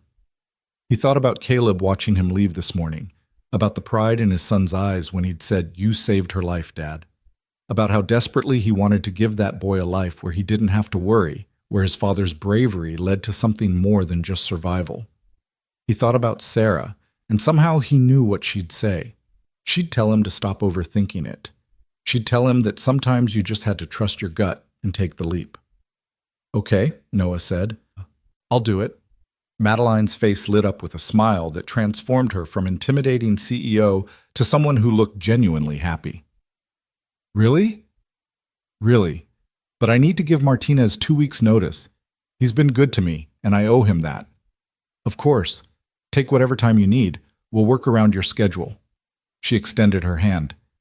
Welcome to Cross Industries, Noah. He shook her hand, and the gesture felt weighted with significance. A partnership formed in fire, now becoming something more structured but no less important. They rode the elevator back to the 28th floor, where Richard was waiting with barely concealed excitement. He said yes? Richard asked, though it was obvious he already knew the answer. He said yes, Madeline confirmed. Richard, start the onboarding process and clear my schedule for tomorrow afternoon. I want to take Noah to visit some of our local properties, show him what we're working with. Already done, and I've arranged for Diana to take Noah home whenever he's ready. As if summoned, Diana appeared, professional and efficient. Mr. Bennett, I'm ready when you are. Noah turned to Madeline. Thank you for this opportunity, for believing I could do this when I'm not sure I believe it myself. You'll figure it out, Madeline said confidently. And Noah, your son should be proud of you, not just for saving my life, but for having the courage to try something new. The ride home felt different than the ride there. Noah watched Portland pass by the car windows, seeing it with new eyes. This was his city now in a different way. These were buildings he'd be responsible for keeping safe. These were people whose lives would be affected by the decisions he made. When Diana pulled up to his house, Mrs. Henderson and Caleb were on the porch, clearly waiting. Caleb launched himself down the stairs before the car had fully stopped. Dad, what happened? Did you take the job? Are you going to work in a fancy office now? Noah caught his son, lifting him despite the protest from his healing arms. Slow down, Cal. Yes, I took the job, but I'll tell you all about it inside, Mrs. Henderson watched him with knowing eyes as they entered the house. Once Caleb was settled at the kitchen table with milk and cookies, she said, You're going to tell me everything. So Noah did. He told her about the offer, about the salary, about the memorial room, and Madeline's father and the weight of responsibility he'd just accepted. Mrs. Henderson listened without interrupting, her expression shifting from surprise to concern to something that looked like pride. Sarah would be so proud of you, she said when he finished. She always knew you were destined for more than fixing cars. I liked fixing cars, Noah said. I was good at it. You'll be good at this too. Mrs. Henderson squeezed his hand. And Caleb will never have to worry about medical bills, or whether there's enough money for school supplies or any of the things you've been worried about. That's worth something, Noah. I know, but I'm terrified I'm going to mess this up. Good. A little fear keeps you sharp, she smiled. Now go spend some time with your son. Tell him about his father's big fancy new job. Noah did, explaining it in terms Caleb could understand, that he'd be helping make buildings safer, making sure what happened at the Oakmont didn't happen to other people. Caleb listened with the intense focus he brought to everything, asking questions that were surprisingly insightful for a 7-year-old. So you're like a superhero, Caleb said finally. But instead of saving people from fires, you stopped the fires from happening in the first place. Noah laughed, feeling some of the tension ease from his shoulders. I guess that's one way to look at it. That's better than running into burning buildings, Caleb said seriously. Mom would like that better. The mention of Sarah made Noah's throat tight. Yeah, buddy, I think she would. That night, after Caleb was asleep, Noah stood in his small backyard looking up at the stars. Somewhere in this city, Madeline Cross was probably still in her office, still working, still driving herself with the intensity he'd seen in her eyes. Somewhere out there were buildings that needed fixing, systems that needed updating, lives that needed protecting. And starting in 2 weeks, that would be his responsibility. Noah thought about the path that had led him here. Sarah's death. Years of struggling, one moment of courage in front of a burning building, and now this. An opportunity so far beyond anything he'd imagined that it still felt surreal. He pulled out his phone and looked at the employment contract Richard had emailed him. Pages of legal language that he'd need to read carefully, but there at the top was his name. Noah Bennett, Director of Building Safety and Emergency Response. Who was he to think he could do this? A high school graduate who'd spent his whole adult life turning wrenches and changing oil. What did he know about corporate structures and safety protocols and managing teams? But then he remembered Jensen's face when he'd pointed out the flaw in the emergency lighting system. Remembered Madeline's words about integrity and courage being more valuable than credentials. Remembered that moment in the Oakmont hallway when he'd kicked down that door because someone needed help, and he was the only one willing to provide it. Maybe that was enough. Maybe that was more than enough. Noah saved the contract and went inside, climbing the stairs to check on Caleb one more time. His son slept peacefully, his face relaxed in a way it hadn't been since the fire. Tomorrow Noah would call Martinez and give his notice. Tomorrow he'd start figuring out how to be director of building safety for a billion-dollar company. But tonight, he was just a father watching his son sleep. Just a man who'd made a choice and was trying to believe it was the right one. Sarah's voice echoed in his memory, warm and certain. You're the guy who runs toward trouble, Noah. Always have been. Don't ever apologize for that. He wasn't apologizing. Not anymore. He was just getting started. The 2 weeks between accepting the position and actually starting it passed in a blur of preparation and anxiety. Noah spent his days finishing up work at Martinez Auto Repair, training his replacement, a young kid named Danny who had good hands but still thought he knew everything, and his nights reading everything Richard sent him about building codes, fire safety regulations, and cross-industries corporate structure. Martinez had taken the news better than Noah expected. The older man had looked at him across the garage bay, grease-stained and tired, and said, I always knew you were too smart to spend your whole life under cars, Bennett. Go make something of yourself. Just don't forget where you came from. Noah promised he wouldn't, though part of him wondered if that was even possible. The world he was stepping into felt so far removed from this garage, with its smell of motor oil and its calendar girls, that Martinez refused to take down despite Carla from the front office complaining about them monthly. On his last day, the guys threw him a party of sorts, pizza and beer after hours. Stories about the worst repairs they'd tackled together. Promises to stay in touch that they'd probably keep for a few months before life got in the way. Danny gave him a wrench set as a going-away present. So you don't forget how to use your hands, the kid said, trying to sound tough but clearly emotional. When you're up in your fancy office, pushing papers. Noah accepted it with gratitude he couldn't quite voice. These people had been his family for 8 years. They'd brought casseroles when Sarah died, had slipped him extra hours when money was tight, had made sure Caleb had Christmas presents even when Noah couldn't afford them. Leaving felt like betrayal, even though they all insisted it wasn't. His first official day at Cross Industries started with an orientation that made him feel like he'd enrolled in a college course he wasn't qualified for. HR walked him through benefits packages, health insurance options that included things like executive wellness programs and concierge medical services that sounded made up. Richard showed him his office on the 27th floor, smaller than Madeline's but still 3 times the size of his living room, with windows facing west toward the mountains and furniture that probably cost more than his car. "This is too much," Noah said, standing in the doorway like entering might make it all real. "It's standard for director level," Richard assured him. "You should see the VP suites. They have private bathrooms with showers." He gestured to the desk, where a new laptop sat next to a phone with more buttons than seemed necessary. "Your credentials are all set up. It will come by this afternoon to walk you through the systems, and Madeline wants to see you at 10 for your first official meeting." After Richard left, Noah sat in his desk chair, leather, ergonomic, probably designed by someone with a PhD in sitting, and looked around at his new reality. Framed prints on the walls, a bookshelf waiting to be filled, a view that made Portland look like a toy city. His phone buzzed. A text from Caleb sent from Mrs. Henderson's phone. "Good luck on your first day, Dad. You're the best." The misspelling made Noah smile. He texted back a heart emoji, then felt immediately self-conscious about it. Was he supposed to use emojis in his new life? Did directors send heart emojis to their kids? He was still overthinking this when Madeline appeared in his doorway. She wore a navy blue suit today, her hair down instead of pulled back, the bandage on her cheek replaced by a small flesh-colored patch that was barely noticeable. "Settling in?" she asked. "Trying to figure out how to deserve this office," Noah admitted. "By doing the work." She entered, moving to his window. "Good view. You can see Mount Hood on clear days. I specifically requested this office for you." "Why?" "Because I want you to have a physical reminder of what's at stake. Out there," she gestured to the city below, "are all our properties. All the people living and working in them. That's not abstract. That's real. Every decision you make affects them."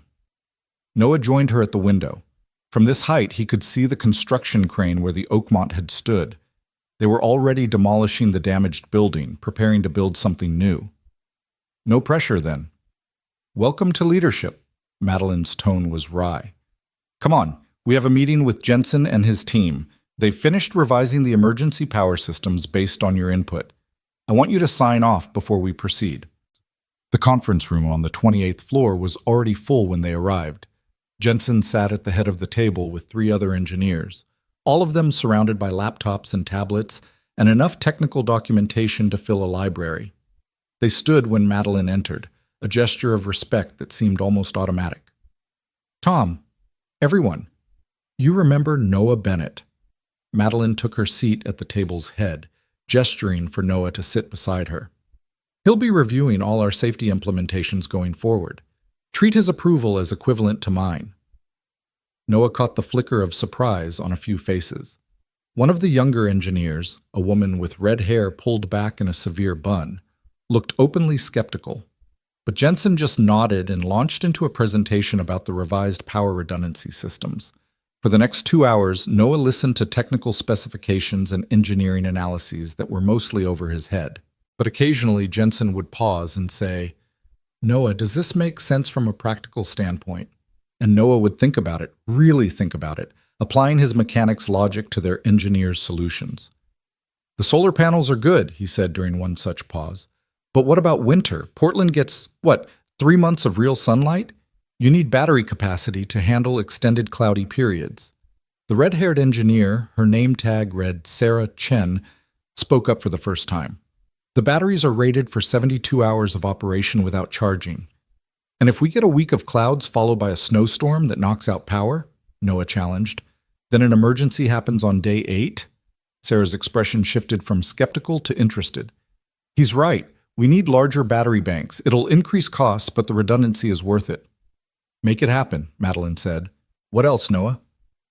He felt their eyes on him, waiting, evaluating, wondering if he was really qualified for this, or if he was just the CEO's pet project. The weight of their judgment pressed down like physical force. But then he thought about the Oakmont hallway, the smoke and heat, the wet, struggling breathing that had led him to Madeline, the absolute certainty in that moment that doing the right thing mattered more than looking smart or avoiding mistakes. The emergency lighting placement, he said, pointing to one of the architectural drawings projected on the wall. You've got fixtures every 20 feet along the main corridors. What about the stairwells? Stairwells have their own emergency lighting, Jensen said. Code requires them at every landing. But if everyone's trying to evacuate at once, those stairwells are going to be packed, people panicking, pushing. What happens when someone falls and blocks the stairs? Noah stood and moved closer to the projection. You need lighting at multiple levels: ceiling, wall, floor. So even if the main fixtures are blocked by bodies or smoke, there's still illumination to guide people. Silence filled the room. Then Jensen said quietly, "That's brilliant. Simple, but brilliant. Why didn't we think of that?" "Because you're engineers," Noah said, not unkindly. "You think about optimal conditions. I think about when everything goes wrong."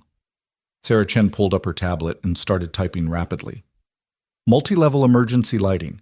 We can integrate LED strips at floor level, maintain the ceiling fixtures for primary illumination, and add wall-mounted directional markers at eye level. It'll be visible even through moderate smoke density. Cost impact? Madeline asked. Maybe 15% increase on lighting budget for affected buildings, Sarah said, still typing. But the safety improvement is substantial. We should implement this across all high-traffic facilities. The meeting continued, and gradually Noah felt the room's energy shift. They weren't humoring him anymore. They were listening, collaborating. By the time they broke for lunch, he'd contributed to revisions on emergency signage, evacuation route optimization, and fire door maintenance protocols.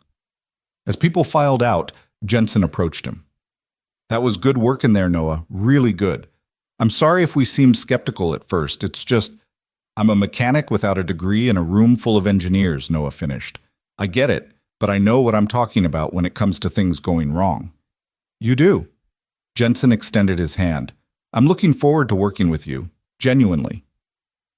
After Jensen left, Madeline remained studying Noah with those penetrating gray eyes. "You handled that well. Not everyone could walk into a room full of experts and hold their own." "I was terrified," Noah admitted. "Good. Means you're taking it seriously." She stood, gathering her tablet. "Come on, we're doing site visits this afternoon. I want you to see the properties we're working with." They started with a residential building in Northwest Portland, a sleek modern complex that catered to young professionals with money to spend on exposed brick and rooftop gardens. The building manager, a nervous man in his 40s named Dale, met them in the lobby and immediately launched into a defensive explanation about how they followed all regulations. "We're not here to criticize," Madeline interrupted gently. "We're here to learn. Noah is our new director of building safety. He'll be conducting assessments of all our properties." Dale looked at Noah with visible relief. Maybe he'd expected an auditor with a clipboard and a superior attitude. Instead, he got a guy in khakis and a button-down who asked basic questions and actually listened to the answers. Noah spent an hour walking through the building, examining fire extinguishers, testing emergency lighting, checking fire doors and exit signage. Most of it was compliant, well-maintained, but in the basement parking garage he found problems. "This emergency exit," he said, pointing to a door partially blocked by stored maintenance equipment. "It's obstructed." "That's just temporary," Dale said quickly. "We're reorganizing our storage. It'll be moved by end of week." "What if there's an emergency before end of week?" Noah pulled out his phone and took several photos. "This needs to be cleared today. Not tomorrow. Today." Dale started to argue, but Madeline cut him off. "You heard him. Today. And I want photographic proof it's been cleared sent to Noah's email by 5 p.m. "Yes, Ms. Cross, of course." Dale looked chastened. "I'm sorry, I didn't think—" "That's the problem," Noah said, not unkindly. "People don't think about emergencies until they're in one. Then it's too late." He gestured to the blocked exit. "Clear this. Check all your other exits. If I find anything like this on my next visit, we'll be having a different conversation." They visited 4 more properties that afternoon: an office building downtown, a mixed-use development in the Pearl District, a warehouse in Southeast that made Noah's skin crawl with its outdated electrical systems, and finally a historic building that Cross Industries was renovating into luxury condos. At each location, Noah found things. Small things, mostly. Blocked exits, expired extinguishers, emergency lighting that hadn't been tested in months. But also bigger issues. The warehouse needed its entire electrical system replaced. The historic building's renovation plans showed beautiful exposed beams but inadequate fire suppression coverage. By the time they returned to headquarters, it was after 6. The building had emptied out, leaving just the dedicated and the desperate still at their desks. Madeline led Noah to her office, poured 2 glasses of water from a crystal pitcher, and sank into one of her leather chairs with visible exhaustion. "You did good work today," she said. "Thorough, professional, firm without being aggressive. Dale was terrified of you by the end." "I wasn't trying to scare him," Noah said. "I just wanted him to understand why it matters." "You succeeded." Madeline sipped her water, studying him over the rim of the glass. "What did you think? Honestly?" "I think we have a lot of work to do," Noah said. "Most of what I saw today was compliant with regulations, but compliant isn't the same as safe. We need to do better." "Show me." Noah pulled out his phone and opened the photos he'd taken. "This warehouse, the one in Southeast. Even if we replace the electrical systems, the layout is fundamentally unsafe. The exits are at opposite ends of the building, which means if a fire starts in the middle, you've got people trying to evacuate in both directions through smoke and heat. We need additional emergency exits, mid-building, on both sides." "That'll require structural modifications," Madeline said. "Expensive ones." "Cheaper than lawsuits when someone dies," Noah said bluntly. "And definitely cheaper than the PR nightmare when it comes out that we knew about the problem and did nothing." Madeline was quiet for a moment, then nodded. "You're right. Draft a proposal. I'll take it to the board." They spent another hour going through Noah's findings, prioritizing issues, discussing solutions. Madeline asked sharp questions that forced Noah to think through his recommendations, to justify his concerns with more than just gut instinct. It was challenging in a way he hadn't expected, intellectually demanding, requiring him to articulate the practical knowledge he'd always just known. "You're good at this," Madeline said finally, closing her tablet, "at breaking down complex problems into actionable steps." "It's just troubleshooting," Noah said. "Same thing I did with cars. Find the problem, figure out the fix, implement it. Except the stakes are higher." "Yeah." Noah thought about the people living in those buildings, working in those offices, parking in those garages. "The stakes are a lot higher." Madeline stood and moved to her window, looking out at Portland's evening lights. The city sparkled below them, beautiful and fragile and full of people going about their lives completely unaware of the man in this office who was now responsible for their safety. "Can I tell you something?" she asked without turning around. "Of course." "I haven't slept well since the fire." Her voice was quiet, vulnerable in a way Noah hadn't heard before. "Every night, I close my eyes, and I'm back in that apartment. The smoke, the heat, the certainty that I was going to die. And then I wake up, and I'm here, in this office, with all this responsibility, and I wonder if I'm doing enough. If all these plans and programs and safety initiatives will actually matter when the next emergency happens." Noah joined her at the window. "They'll matter." "How do you know?" "Because you care," he said simply. "That's the difference. You're not doing this because it looks good or because it's profitable. You're doing it because you understand what happens when we fail." "We both do," Madeline said, and there was something in her voice, a recognition maybe of the bond they'd formed in that fire. Two people who'd been through something terrible together and emerged changed. They stood there in silence for a while, looking out at the city. Noah was aware of her presence beside him in a way he hadn't been before, not just as his boss or as the woman he'd saved, but as a person. Someone who carried her own scars, her own fears, her own determination to make things right. "You should go home," Madeline said finally. "It's late. Caleb will be wondering where you are." "What about you?" "I'll be here a while longer. I have quarterly reports to review." "Madeline," Noah said, surprising himself by using her first name, "you need sleep too. The reports can wait." She turned to look at him, and in the soft light from the city below, her face looked younger somehow, less guarded. Are you giving your boss orders, Mr. Bennett? I'm giving a friend advice, Miss Cross. The word hung between them. Friend. It felt presumptuous, too familiar. But Madeline smiled, and the expression transformed her face. All right, friend, I'll go home. But only because you're right, and I hate admitting it. They rode the elevator down together, and Diana was waiting with the car even though it was long past normal hours. She drove Noah home first, and as he was getting out, Madeline said, "Same time tomorrow. We have 3 more properties to visit, and I want your assessment of the downtown office complex." "I'll be there," Noah promised. The weeks that followed established a rhythm. Noah would arrive at the office early, spend mornings in meetings with engineers and architects and project managers, have lunch at his desk while reviewing technical specifications. He was slowly learning to understand and spend afternoons doing site visits with Madeline. The site visits became his favorite part of the day. Out in the field, away from conference rooms and PowerPoint presentations, he felt competent, useful. He could point to a fire door and explain why its closer mechanism needed adjustment. He could test emergency lighting and know instantly if it was adequate. He could walk through a building and sense its weaknesses the way he'd once sensed a car's problems from the sound of its engine. And Madeline, she was the revelation in these visits. In her office, she was all business, decisive, commanding, occasionally intimidating. But in the buildings, talking to managers and maintenance staff, she became warmer, more accessible. She remembered names, asked about families, made people feel like they mattered.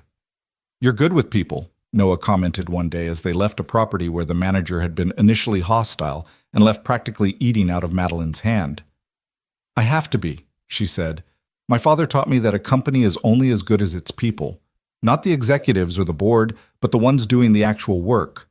Respect them, listen to them, and they'll follow you anywhere." "He sounds like he was a good man." "He was." Madeline's voice carried that familiar note of old grief. "He would have liked you, I think. You're practical like he was. No nonsense, focused on what actually matters instead of what looks impressive." They were in the car, Diana driving them back to headquarters, and Noah felt the weight of the compliment. "Thank you." "I'm serious," Madeline continued. "In the 3 weeks you've been here, you've already identified more legitimate safety issues than our previous facilities manager found in 2 years. Jensen says you're the best thing that's happened to his department. Even Sarah Chen, who never likes anyone, told me yesterday that your input is invaluable." "Sarah's warming up to me?" "She respects you. For Sarah, that's practically effusive affection." Madeline smiled. "You've earned your place here, Noah. I hope you know that." But respect from colleagues was one thing. Respect from the board was another matter entirely. Noah's first board presentation happened on a Thursday in late autumn. Madeline had prepared him as much as possible, coaching him on how to present findings, how to handle questions, how to deal with board members who would see him as an outsider and a threat to their bottom line. "They're going to push back on costs," she warned him the night before. "Especially Morrison. He's old school, believes in minimal compliance and maximum profit. Don't let him bully you." The boardroom was on the 30th floor, all dark wood and leather chairs and a table that could seat 20. The board members were exactly what Noah expected, mostly men in their 50s and 60s, expensive suits, the kind of casual arrogance that came from decades of being listened to. Morrison turned out to be a silver-haired man with cold eyes and a smile that didn't reach them. He looked at Noah the way someone might examine a bug under glass, with clinical detachment and faint distaste. "Mr. Bennett," he said when Madeline introduced Noah. "The mechanic. Director of Building Safety," Madeline corrected sharply. "Noah has been conducting comprehensive assessments of our properties. He's here to present his findings and recommendations." Noah stood at the head of the table, pulling up his presentation on the massive screen behind him. His hands wanted to shake, but he forced them steady. These people might have money and power, but he had something they didn't. He'd been in the fire. He'd felt what happened when their systems failed. "Good afternoon," he began, his voice stronger than he felt. "Over the past 3 weeks, I've visited 47 of our properties across Oregon and Washington. I've identified approximately 200 safety issues ranging from minor to critical.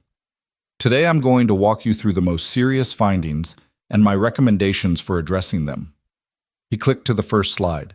a photo of the Southeast warehouse with its outdated electrical systems.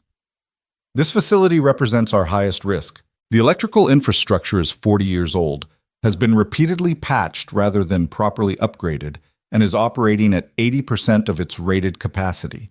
The fire risk is substantial. We've had that building inspected twice in the past 5 years, Morrison interrupted. It passed both times. It passed because inspectors checked for code compliance, not actual safety, Noah said evenly. Code is the minimum standard, Mr. Morrison. It's the lowest bar we're legally required to clear. I'm not interested in minimum standards when people's lives are at stake. A few board members shifted uncomfortably. Morrison's eyes narrowed. And what do you propose? Spending millions to replace systems that are technically functional? Yes. Noah clicked to the next slide. Cost estimates for the electrical upgrade. $8.3 million to completely replace the electrical infrastructure, add redundant systems, and bring the facility up to current best practices. Or we can wait until there's a fire, shut the building down, face lawsuits and criminal negligence charges, and spend 3 times that much on settlements. That's speculative, Morrison said. You can't know there will be a fire. You're right. I can't know. But I can calculate risk, and the risk here is unacceptable. Noah met Morrison's eyes directly. I was pulled from a burning building 3 weeks ago. I watched firefighters battle a blaze that nearly killed me and Ms. Cross. That building had passed inspections too. It was technically compliant, and it still almost killed people. The room went quiet. Even Morrison seemed momentarily at a loss for words. Madeline spoke into the silence. Noah's recommendations are based on practical experience and genuine concern for safety. I'm asking this board to approve his proposals, starting with the most critical facilities. All of them? A woman board member, Patterson, Noah remembered, spoke up. That's $160 million over 3 years. Yes, Madeline said simply. It's expensive, it's necessary, and it's what we're going to do. The debate that followed was intense. Morrison led the opposition, arguing about costs and shareholder returns and maintaining competitive profit margins. But other board members, particularly Patterson and a younger man named Kim, supported Noah's proposals, asking detailed questions about implementation timelines and expected outcomes. Noah answered each question as honestly as he could, admitting when he didn't know something but explaining his reasoning when he did. He showed them photos of blocked exits, failed emergency lighting, inadequate fire suppression systems. He walked them through worst-case scenarios, not to scare them, but to make them understand what was at stake. By the end of his presentation, even Morrison looked grudgingly impressed, though he maintained his opposition to the costs. The vote came down to a narrow margin, 7-5 in favor of approving Phase 1 of Noah's proposals, which covered the most critical facilities. It wasn't everything he'd asked for, but it was a start. You did well in there, Madeline said afterward, back in her office. Morrison is never going to like you, but you earned respect today. That's more important. I thought I was going to throw up, Noah admitted, collapsing into one of her chairs. You didn't show it. You presented your findings clearly, backed up your recommendations with evidence, and didn't back down when challenged. That's exactly what a director should do. She poured 2 glasses of water. It had become their ritual after difficult meetings. I'm proud of you, Noah. The words hit harder than they should have. When was the last time someone had said they were proud of him? Sarah, maybe, years ago. But since then it had just been survival, getting through each day, taking care of Caleb, trying not to drown in responsibility and grief. Thank you, he said quietly, for this opportunity, for believing in me, for everything. You've earned it, Madeline said, and the way she looked at him made something shift in Noah's chest, something he wasn't quite ready to examine too closely. They fell into a routine of late-night planning sessions after that board meeting. 2 or 3 times a week, after everyone else had gone home, Noah would end up in Madeline's office reviewing proposals or discussing strategy or just talking about the work, about what they were trying to build, about the culture they wanted to create. These conversations ranged from technical to personal. Madeline told him about her years building the company, about the sacrifices she'd made, relationships that failed because she worked too much, friendships that faded because she didn't have time, about the loneliness of being at the top, of making decisions that affected thousands of people, of never being sure if people liked her or just her money and power. Noah told her about Sarah, about meeting her in college, about their wedding in a tiny chapel with 15 people attending, about watching her slowly fade during the cancer treatment, about the guilt he still carried, that maybe if he'd had better insurance, if he'd made more money, if he'd been able to afford better doctors, she might have lived. "You can't think like that," Madeline said softly one evening as they sat in her office watching the city lights. "You did everything you could with what you had. Sarah knew you loved her. That's what mattered." "I hope so," Noah said. "Some days I'm not sure." "Caleb knows," Madeline said. "The way you talk about him, the way you've built your life around giving him stability, that's love. That's honoring her memory." They talked about Caleb often, about how he was adjusting to Noah's new job, about his soccer games that Noah now had flexibility to attend, about the security of knowing they had health insurance and a savings account and didn't have to worry about making rent. "You should bring him by sometime," Madeline suggested one evening. "Let him see where his dad works. I'd like to meet him properly." So the following Saturday, Noah brought Caleb to the office. The building was mostly empty, just security guards and a few weekend warriors catching up on work. Caleb's eyes went wide when they entered the lobby with its marble floors and modern art. "Dad, this is where you work?" His voice echoed in the vast space. 27th floor, Noah confirmed, leading him to the elevator. Madeline met them at Noah's office, dressed casually in jeans and a sweater that made her look younger, more approachable. "You must be Caleb. I've heard so much about you." Caleb studied her with the serious scrutiny only children can manage. "You're the lady from the fire." "I am," Madeline confirmed. "Your dad saved my life." "I know, he's good at that." Caleb moved closer to Noah. "Are you okay now? Did your burns heal?" "They did, thanks to your father getting me out when he did." Madeline knelt down to Caleb's level. "You know what? Your dad is doing really important work here. He's making sure other people don't have to go through what we did." "Like a superhero," Caleb said, and Noah felt his face heat with embarrassment. "Exactly like a superhero," Madeline agreed. "Want to see what superheroes do in tall buildings?" She spent an hour showing Caleb around. His dad's office with its mountain view, the break room with its fancy coffee machines, the conference room where important meetings happened. She explained what Noah did in terms an 8-year-old could understand, making it sound exciting and important and heroic. Noah watched them interact, Madeline patient and warm with his son, Caleb gradually relaxing and asking questions with his usual endless curiosity. Something in his chest tightened, a feeling he couldn't quite name. Not attraction, exactly, though he'd be lying if he said he hadn't noticed how her smile changed her whole face, how her intelligence and passion made her compelling in ways that had nothing to do with her looks or money. No, this was something else, something like recognition, like two people who'd been through trauma together finding unexpected companionship in its aftermath. "Your dad's pretty great," Madeline said to Caleb as they stood at Noah's window looking out at Mount Hood. "You're lucky to have him." "I know," Caleb said seriously. "He's all I have left, so he's not allowed to run into any more burning buildings." Madeline glanced at Noah, something soft in her expression. "I'll make sure he doesn't have to. That's part of what we're doing here, making sure the buildings don't burn in the first place." After they left, driving home with Caleb chattering about Ms. Cross's fancy office and all the cool safety equipment she'd shown him, Noah felt something shift, a door opening in his heart that he'd kept closed since Sarah died. Not love. It was too soon for that. Maybe it would always be too soon. But possibility. The chance that maybe, eventually, there could be something more than just work between him and Madeline. The thought terrified him almost as much as the fire had. Over the following weeks, Noah threw himself into the work with renewed focus.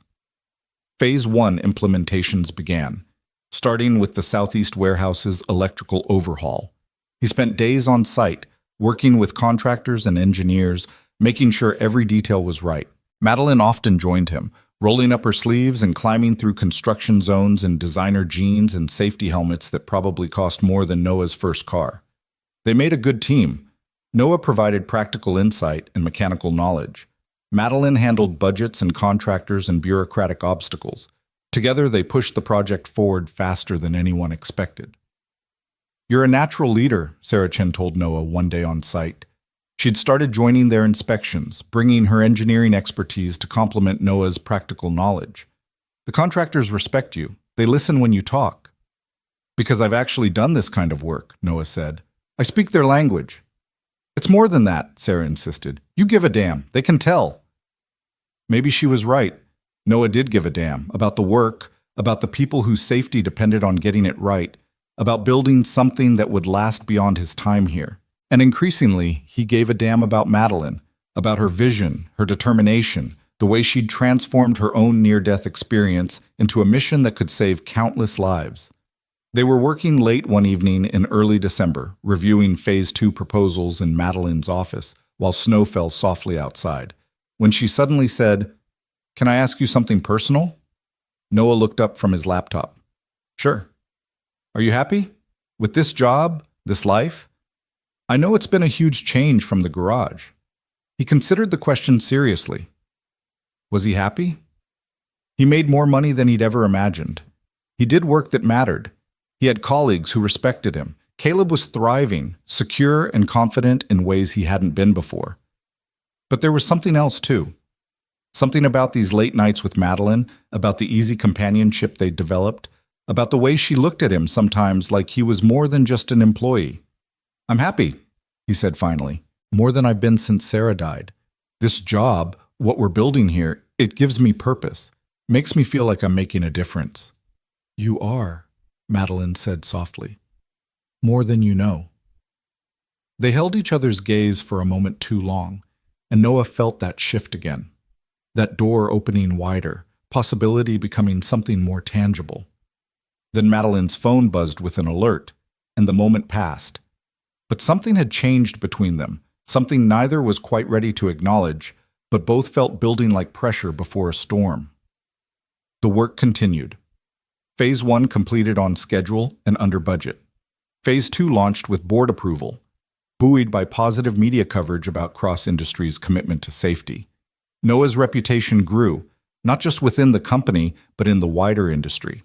He got invited to speak at safety conferences, to consult on other companies' building assessments, to write articles for trade publications. "You're becoming famous," Madeline teased one evening, showing him an article in a building management magazine that called him the practical philosopher of fire safety. "That's ridiculous," Noah said, embarrassed. "It's accurate. You've changed how people think about safety. You've made it about more than just compliance and checklists. You've made it about humanity." She looked at him with something that might have been pride or might have been something deeper. "You've changed me too, Noah. Made me remember why this company exists, what my father would have wanted it to be." "I think you'd have remembered that anyway," Noah said. "The fire just gave you the push you needed." "Maybe. But you've been here for every step since, working beside me, believing in this mission, helping make it real." She paused, seeming to wrestle with words. "I don't know if I've said this enough, but thank you. For everything. For saving my life that night. For taking this job when you had every reason not to. For being exactly who you are." Noah felt his throat tighten with emotion. "You've given me more than I've given you. A career, security for my son, purpose. I should be thanking you." "Then let's call it even," Madeline said, smiling. "Partners in building something that matters." Partners. The word felt right. They were partners, in work, certainly, but increasingly in something else. Something neither had named yet, but both felt growing stronger with each late night, each shared victory, each moment of understanding that passed between them. Snow fell heavier outside, and Portland transformed into a winter wonderland below them. Noah thought about the path that had led here, through grief and struggle, and one moment of desperate courage, about how saving one life had somehow saved his own, too. He wasn't ready for what came next, wasn't ready to open his heart fully, to risk the kind of pain that came with loving someone when you'd already lost everything once. But maybe, just maybe, he was ready to try. And from the way Madeline looked at him in the soft office light, snow falling outside like a benediction, she was ready too. Winter deepened over Portland, and with it came the kind of clarity that only cold air and short days could bring. Noah found himself thinking more about the future, not just the next inspection or the next board meeting, but the actual shape his life might take. For 4 years since Sarah's death, he'd been in survival mode, each day about getting through to the next. Now, for the first time, he could imagine something more. The fire prevention program's success exceeded even Madeline's ambitious projections. By January, they'd completed Phase 1 across all critical facilities and were halfway through Phase 2. The media attention brought consulting requests from other companies, and Madeline had begun developing a certification program that could become an industry standard. "We're creating a legacy," she told Noah one morning in her office, reviewing proposals for Phase 3, "something that will outlive both of us, something that actually matters." Noah studied the woman across from him, her gray eyes bright with enthusiasm, her hands gesturing as she explained her vision for expansion. The bandage was long gone from her cheek, leaving only a faint scar that she'd decided not to have removed. "Reminders are important," she'd said when he'd asked about it. "This one tells me why I do what I do." They'd grown close over these months, closer than Noah had been with anyone since Sarah. Their relationship existed in a strange space between professional and personal, between partnership and something that felt increasingly like more. They never discussed it directly, never acknowledged the way their hands would brush when reviewing documents, or the way their conversations would drift from work to philosophy to dreams neither had shared with anyone else. Mrs. Henderson noticed, of course. She noticed everything. "You talk about her a lot," she commented one Sunday when she'd come over for dinner, a tradition they'd maintained even as Noah's life had transformed. Caleb was in the living room, absorbed in a book about volcanoes, giving them a moment of privacy in the kitchen. "She's my boss," Noah said, focusing intently on stirring the pasta sauce. "We work together closely." "Mm-hmm." Mrs. Henderson's tone suggested she wasn't buying it. "And is that why you smile every time your phone buzzes with a message from her? Because she's your boss?" Noah's hand stilled on the spoon. "I'm not ready for that, Candace. I don't know if I'll ever be ready." "Sarah wouldn't want you to spend your life alone," Mrs. Henderson said gently. "She'd want you to be happy, to find someone who sees how extraordinary you are." "Madeline is way out of my league," Noah said, voicing the fear that had lived in his chest for months. "She's brilliant, powerful, wealthy, and you're the man who ran into a burning building to save her life without a second thought," Mrs. Henderson interrupted.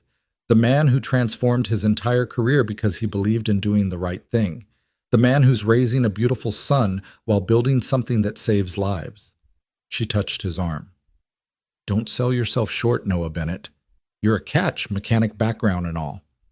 But it wasn't just about whether he was good enough for Madeline. It was about whether he could risk his heart again, knowing how much it had cost to lose Sarah.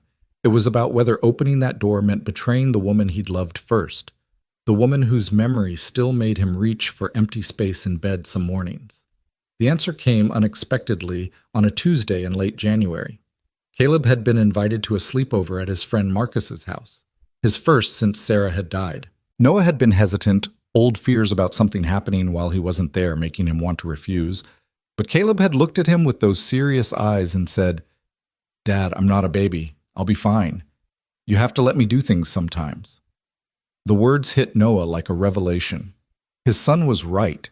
He'd been so focused on protecting Caleb from loss that he'd been protecting him from life. And if that was true about parenting, maybe it was true about other things too. So he'd said yes to the sleepover and found himself at 7 o'clock on a Tuesday evening with no plans and an empty house.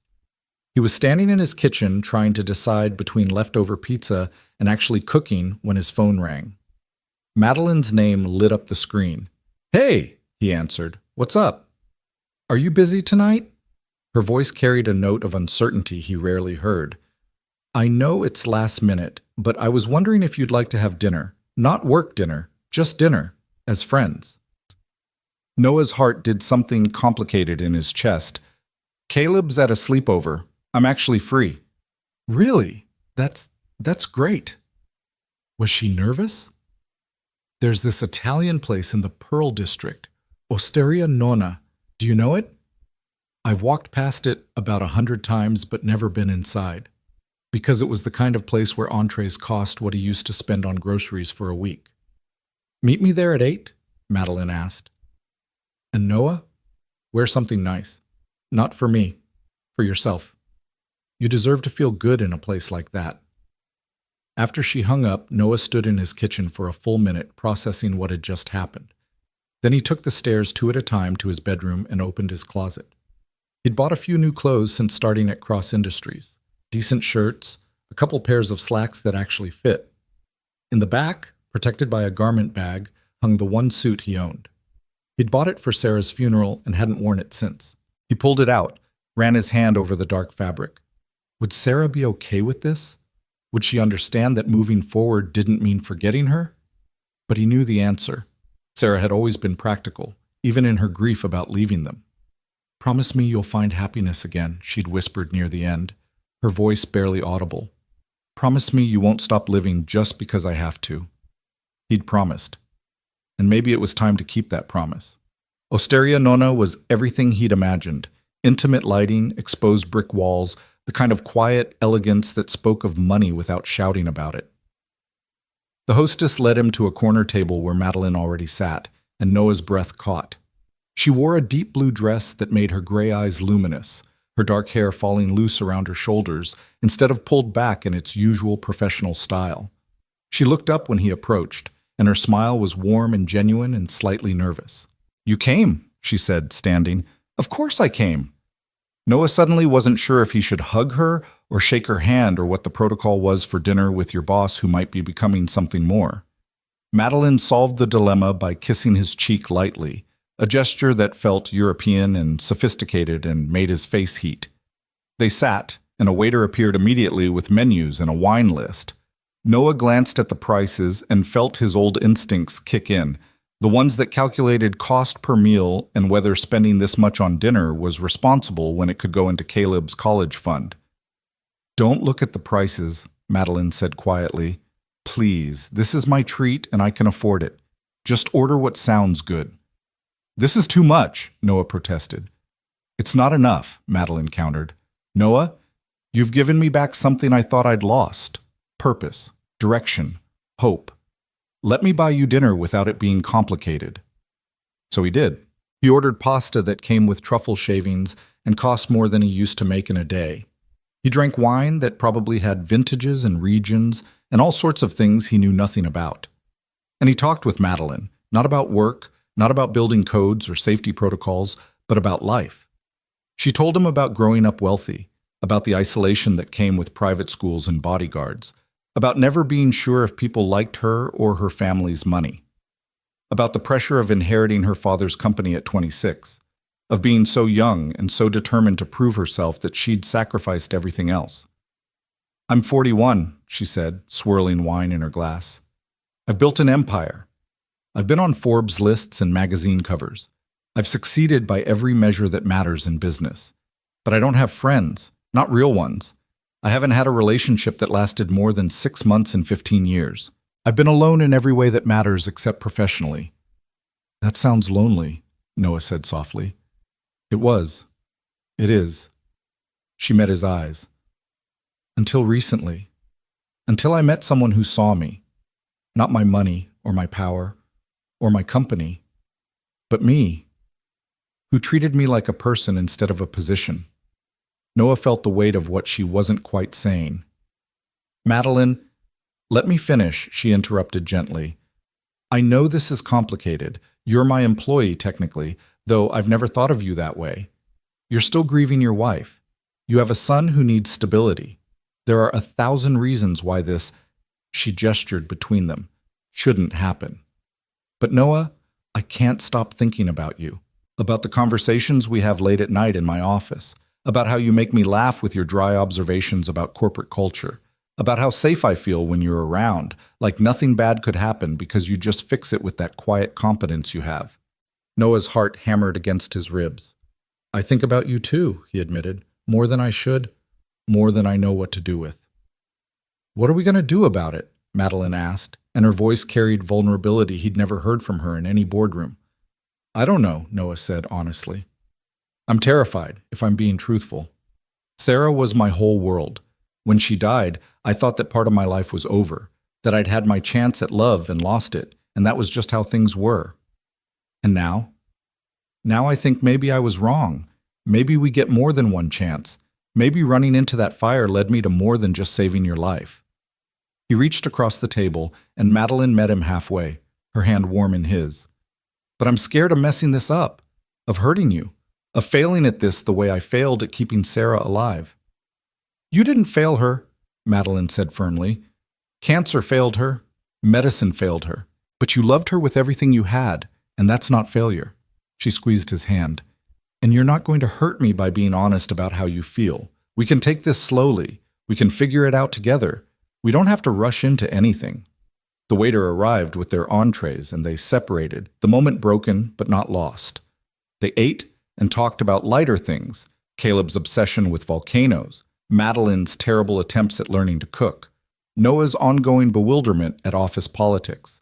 The conversation flowed easily, punctuated by laughter and comfortable silences that felt natural rather than awkward. Over dessert, tiramisu that Noah was pretty sure violated some law about how good food was allowed to taste, Madeline said, I'm launching the safety certification program in March. It's going to be big. National press, industry leaders, the whole thing. I want you there beside me, not as my employee, but as the co-founder of something that's going to change how buildings are maintained across the country. Co-founder? Noah raised his eyebrows. That's a bit much. This was all your vision. It was my vision, but you made it real. Your practical knowledge, your insistence on actually caring about people instead of just checking boxes, that's what transformed this from a corporate initiative into something meaningful. She pulled out her phone and showed him a press release draft. See? Developed by Madeline Cross and Noah Bennett, the Cross-Bennett Safety Certification Program represents a new standard in building safety and emergency preparedness. Noah stared at his name beside hers, feeling the weight of it. Cross-Bennett. Like they were a team. Like they were building something together that would outlast both of them. I don't deserve to have my name on this, he said. You absolutely do, Madeline insisted. And more than that, I want your name on it. I want people to know that this wasn't created in a boardroom by people who've never been in danger. This was created by someone who's been through the fire, literally, and came out the other side determined to make sure others don't have to. They left the restaurant near midnight, stepping out into Portland's cold January air. The city was quiet at this hour, just a few late-night stragglers and the ever-present hum of traffic. Diana was waiting with the car, but Madeline waved her off. I'd like to walk a bit, she said. If that's okay? Of course. They walked through the Pearl District, past galleries and boutiques closed for the night, past the renovated warehouses that now held expensive lofts. The streets were lit with that particular urban glow that made everything look slightly unreal, slightly magical. Tell me about her, Madeline said suddenly. About Sarah. Not the cancer, not the end. Tell me about who she was. Noah was quiet for a moment, gathering memories. She was practical, funny. She had this laugh that was completely unself-conscious, not polite or controlled, just pure joy. She loved bad reality TV and good books. She could fix anything, plumbing, electrical, whatever. Said she didn't trust mechanics except for cars, which is how we met. She brought her car in for an oil change and ended up explaining to me why my assessment of her brake pads was wrong. He smiled at the memory. She was right, of course. She sounds wonderful. She was. She made everything better just by being there. When she got sick, his voice caught. When she got sick, she stayed positive until the very end. Kept telling me it would be okay, that Caleb and I would be fine. She made me promise to keep living, to not get stuck in grief. He looked at Madeline. I think I broke that promise for a while. Just went through the motions, surviving but not really living. And now? Madeline asked softly. Now I think I'm starting to live again. Because of you. Because of this job, this purpose, this... He gestured between them. Whatever this is. I think I'm starting to live again too, Madeline admitted. I didn't realize how hollow my existence was until I almost lost it. Until someone risked everything to save it and made me see what actually matters. They stopped walking, finding themselves at a small park with a view of the Willamette River. The water reflected city lights, rippling and beautiful. Madeline turned to face Noah, and in the dim light she looked younger, more vulnerable. Can I kiss you? She asked. I know it's fast. I know we said we'd take it slow, but I've wanted to for months, and Noah answered by closing the distance between them, his lips finding hers in a kiss that was gentle and questioning and full of possibility. She tasted like wine and tiramisu and something uniquely her. Her hands came up to frame his face, and he wrapped his arms around her waist, pulling her closer. When they finally separated, both slightly breathless, Madeline laughed, a sound of pure joy that reminded Noah of Sarah's unself-conscious laughter. That was worth waiting for, she said. Yeah, Noah agreed, his heart full in a way it hadn't been in years. It really was. They walked back to where Diana waited with the car, hands linked, not saying much because words felt unnecessary. At Noah's house, Madeline kissed him again, softer this time, sweeter, and said, "See you tomorrow at the office?" "Absolutely," Noah promised. Inside his empty house, Noah stood in the darkness for a long moment, processing what had just happened. He felt guilty and exhilarated in equal measure. Guilty because some part of him still felt like he was betraying Sarah, even though rationally he knew she'd want him to be happy. Exhilarated because for the first time in 4 years, he'd felt fully alive. He climbed the stairs to his bedroom and pulled out the photo he kept on his nightstand, Sarah on their wedding day, radiant and laughing. "I'm trying," he told her picture. "I'm trying to keep my promise. I hope that's okay." The photo didn't answer, of course, but somehow Noah felt like she'd given her blessing anyway. The weeks that followed established a new rhythm. Noah and Madeline continued working together professionally, still doing site visits, still reviewing proposals, still pushing the safety program forward. But now there was something more between them, acknowledged, if not fully defined. They had dinner once or twice a week, always somewhere quiet where they could talk without being interrupted. Madeline came to one of Caleb's soccer games, cheering from the sidelines with genuine enthusiasm. Noah met some of Madeline's friends, a small circle of people who'd known her before the money and power, who treated him with warmth rather than suspicion. "You're good for her," one of them, a woman named Patricia, who'd been Madeline's roommate in college, told Noah at a dinner party. "I haven't seen her this happy in years, maybe ever." "She's good for me too," Noah admitted. By February, the safety certification program was ready for launch. They'd spent months developing criteria, training assessors, establishing standards that went far beyond basic code compliance. The launch was scheduled for the first week of March. A major press conference, demonstrations of the new safety systems, presentations from industry leaders who'd adopted their approach. "This is going to be huge," Richard told Noah, reviewing the media list.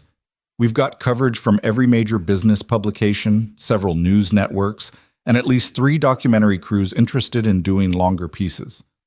Noah felt the familiar flutter of anxiety. "I'm not good at public speaking." "You'll be fine," Madeline assured him. She'd been coaching him for weeks, helping him prepare remarks that felt authentic rather than corporate. "Just speak from the heart.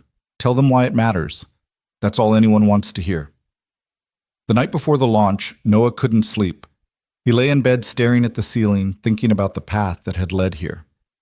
6 months ago, he'd been a mechanic living paycheck to paycheck. Now he was about to stand in front of national media and present a program that could revolutionize building safety. It felt surreal, impossible, terrifying. His phone buzzed at 2 a.m. A text from Madeline. "Can't sleep either. Want to talk?" He called her, and her voice was warm in the darkness. "Big day tomorrow." "Huge day," Noah agreed. "I keep thinking I'm going to mess this up somehow. Forget what to say, freeze on camera, accidentally reveal that I'm just a mechanic pretending to be something more." "You're not pretending anything," Madeline said firmly. "You're the most genuine person I know. That's your strength, Noah. People trust you because you're real. Just be yourself tomorrow. That's more than enough." "What if I let you down?" "You won't. But even if you did, even if tomorrow was a complete disaster, it wouldn't change how I feel about you. About us." She paused. "I love you, Noah. I've been trying to find the right time to say it, but I realize there isn't a right time. There's just the truth. I love you." Noah's breath caught. He'd known, of course, had felt it in the way she looked at him, in her patience with Caleb, in the way she'd woven herself into his life so seamlessly it was hard to remember what things had been like before her. But hearing her say it made it real in a way nothing else had. "I love you too," he said, and the words felt like stepping off a cliff, terrifying and exhilarating and completely right. I fought it for a long time because I felt guilty, like I was betraying Sarah's memory. But I know she'd want this for me. She'd want me to be happy. And Madeline, you make me happier than I've been in years. Good, Madeline said, and he could hear the smile in her voice, because I plan to keep making you happy for a very long time. They talked until 3 a.m., until Noah finally felt calm enough to sleep. And when he did, he dreamed not of fire and smoke, but of building something beautiful with hands that were equally comfortable with wrenches and blueprints, with someone beside him who understood both where he'd come from and where he was going. The launch day arrived with brilliant March sunshine that felt like a blessing. The event was held in the lobby of the renovated Oakmont building, rebuilt from the ashes of the fire, now featuring every safety innovation they'd developed. It was symbolic, Madeline had said. A phoenix rising, a second chance made tangible. Noah stood backstage, adjusting his tie for the 10th time. Caleb was in the front row with Mrs. Henderson, his small face serious with importance. Sarah Chen stood near the tech booth, double-checking that all the demonstration equipment was ready. Jensen reviewed notes for his technical presentation. And Madeline stood beside Noah, composed and professional in a gray suit, but her hand found his and squeezed. "Ready?" she asked. "No," Noah admitted, "but I'm doing it anyway." "That's the spirit of a hero," Madeline said, smiling. "Speaking of which, there's one more thing before we go out there." She led him to a quiet corner and pulled out a small velvet box. Noah's heart did a complicated thing. "This isn't what you think," Madeline said quickly, seeing his expression. "I'm not proposing. We've only been together a few months, and I know you need more time before anything like that. But I wanted to give you something, a symbol of what we've built together." She opened the box to reveal a simple silver pin, a flame enclosed in a circle, elegant and meaningful. "For the program. I had them made for everyone on the team, but yours is special. See the engraving?" Noah looked closer and saw tiny letters along the circle's edge. "Courage builds more than survival." "Those are your words," Madeline said, "from one of our first conversations. You said that courage could change lives, that it could build something lasting. You were right, and I wanted you to carry that reminder with you." Noah let her pin it to his lapel, blinking back unexpected emotion. "Thank you. For everything, for seeing something in me I didn't see in myself." "I only saw what was already there," Madeline said. She kissed him softly, a gesture of affection and partnership and promise. "Now, let's go change the industry." The presentation went better than Noah could have hoped. Madeline spoke first, outlining the program's vision with the polish of someone who'd given 1,000 presentations. Then Noah took the stage, and for a moment the lights and cameras and crowd of industry professionals made his mind go blank. Then he saw Caleb in the front row, giving him a thumbs up, saw Mrs. Henderson dabbing at her eyes, saw Sarah Chen and Jensen and all the people who'd worked so hard to make this real, and he found his voice. "6 months ago, I was a mechanic," he began, his voice steady despite his nerves. "I fixed cars for a living. I was good at it, but I never thought I'd be standing here talking to you about building safety and emergency preparedness. Then something happened that changed my life. A fire. A decision to run toward danger instead of away from it. And that moment, that single moment of action, led to everything that came after." He told them about pulling Madeline from the burning building, about the failures that had led to that fire, about the choice to transform tragedy into purpose, to build something that would prevent others from facing the same danger. "This program isn't about regulations or compliance or checking boxes," Noah continued. "It's about recognizing that behind every building code and safety standard are real people. People with families, with dreams, with lives that matter. People who deserve to feel safe in their homes and workplaces. People who deserve to know that someone cared enough to do more than the minimum." He walked them through the key innovations, the multi-level emergency lighting, the redundant power systems, the enhanced evacuation protocols. He showed videos of the new technologies in action, explained how each element had been designed with real emergencies in mind. "We created this because we know what happens when systems fail," Noah said, his voice carrying the weight of lived experience. Because we've been in the fire, and we came out determined to make sure others don't have to face those flames. This isn't theoretical for us. It's personal. It's a promise we're making to every person who lives or works in a building we oversee. We will not let you down. When he finished, the applause was thunderous. Questions from the press came fast, about implementation timelines, about costs, about how other companies could adopt their standards. Noah and Madeline answered together, their responses complementing each other seamlessly.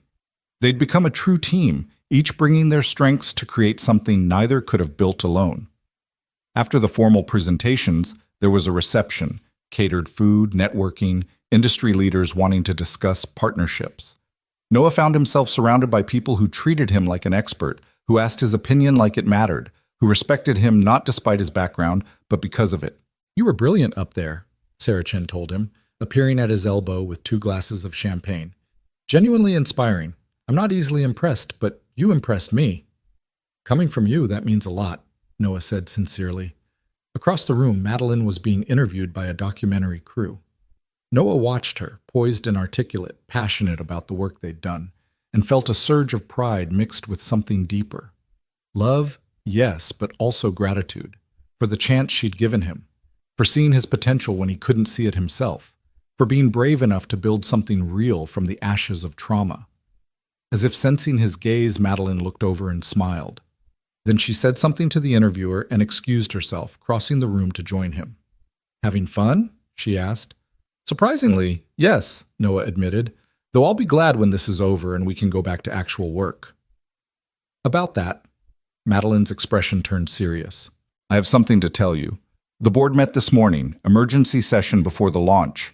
They voted to create a new position, Chief Safety Officer for Cross Industries, reporting directly to me with authority over all building operations worldwide." "That's great," Noah said, wondering why she looked nervous. "Who'd they choose?" "You, if you'll take it." Madeline spoke quickly, like she was afraid he'd interrupt. "It comes with a significant raise, stock options, a seat at the executive table. It would mean more responsibility, more travel, more pressure. But Noah, there's no one else I trust with this. No one else who cares the way you do, who understands what we're trying to build. Will you do it?" Noah felt the weight of the offer. Chief Safety Officer, executive level, a position that would cement his transformation from mechanic to corporate leader. It should have felt like a dream come true. Instead, he felt a moment of doubt. Would taking this position mean losing himself? Would it mean becoming the kind of person he'd always resented, disconnected from real work, making decisions from boardrooms without understanding their impact? Then he looked around the room, at the safety innovations on display, at the industry professionals discussing how to implement these standards in their own companies, at Caleb, who was examining a demonstration of the new emergency lighting system with wide-eyed fascination. This was real work, work that mattered, work that would save lives. And if he could do it without losing sight of why it mattered, if he could stay grounded in the practical reality of the people these systems would protect, then maybe he was exactly the right person for this role. "I'll do it," Noah said. "On one condition." "What's that?" "I still get to do site visits. I still get to get my hands dirty. I don't want to become someone who makes decisions from an office without understanding the reality on the ground." "Done," Madeline agreed immediately. "In fact, I insist on it. That perspective is what makes you valuable. Lose that, and you lose what makes you effective." She extended her hand formally, and Noah shook it. Then, because they were in a corner relatively shielded from view, he pulled her into a quick embrace. "Thank you," he whispered, "for believing in me, for building this with me, for being exactly who you are." "Thank you for running into that fire," Madeline whispered back. "For saving my life, for being brave enough to say yes to something completely outside your experience, for being you." The reception continued for another hour, and then finally, it was over. The press dispersed, the industry leaders made their goodbyes, and the crew began breaking down the demonstrations. Noah collected Caleb, who was practically vibrating with excitement. "Dad, that was so cool. You were on TV. My teacher said our whole class can watch the recording tomorrow." Caleb grabbed his hand. "Are you really the Chief Safety Officer now? That sounds even more important than director." It is more important, Noah confirmed. But it's still the same work, keeping people safe, just on a bigger scale. Like a superhero, Caleb said with satisfaction. I knew it. Mrs. Henderson hugged Noah tightly. Sarah would be so proud, she said, her voice thick with emotion. So very proud. And I'm proud too, Noah, of who you've become, of what you've built. You've earned every bit of this. After they left, after the building had been cleared and locked and secured with all the new safety systems they'd installed, Noah and Madeline stood alone in the empty lobby. The space still smelled like fresh paint and new carpet, but it also smelled like possibility, like second chances, like lives saved and futures secured. We did it, Madeline said softly. We actually did it. We did, Noah agreed.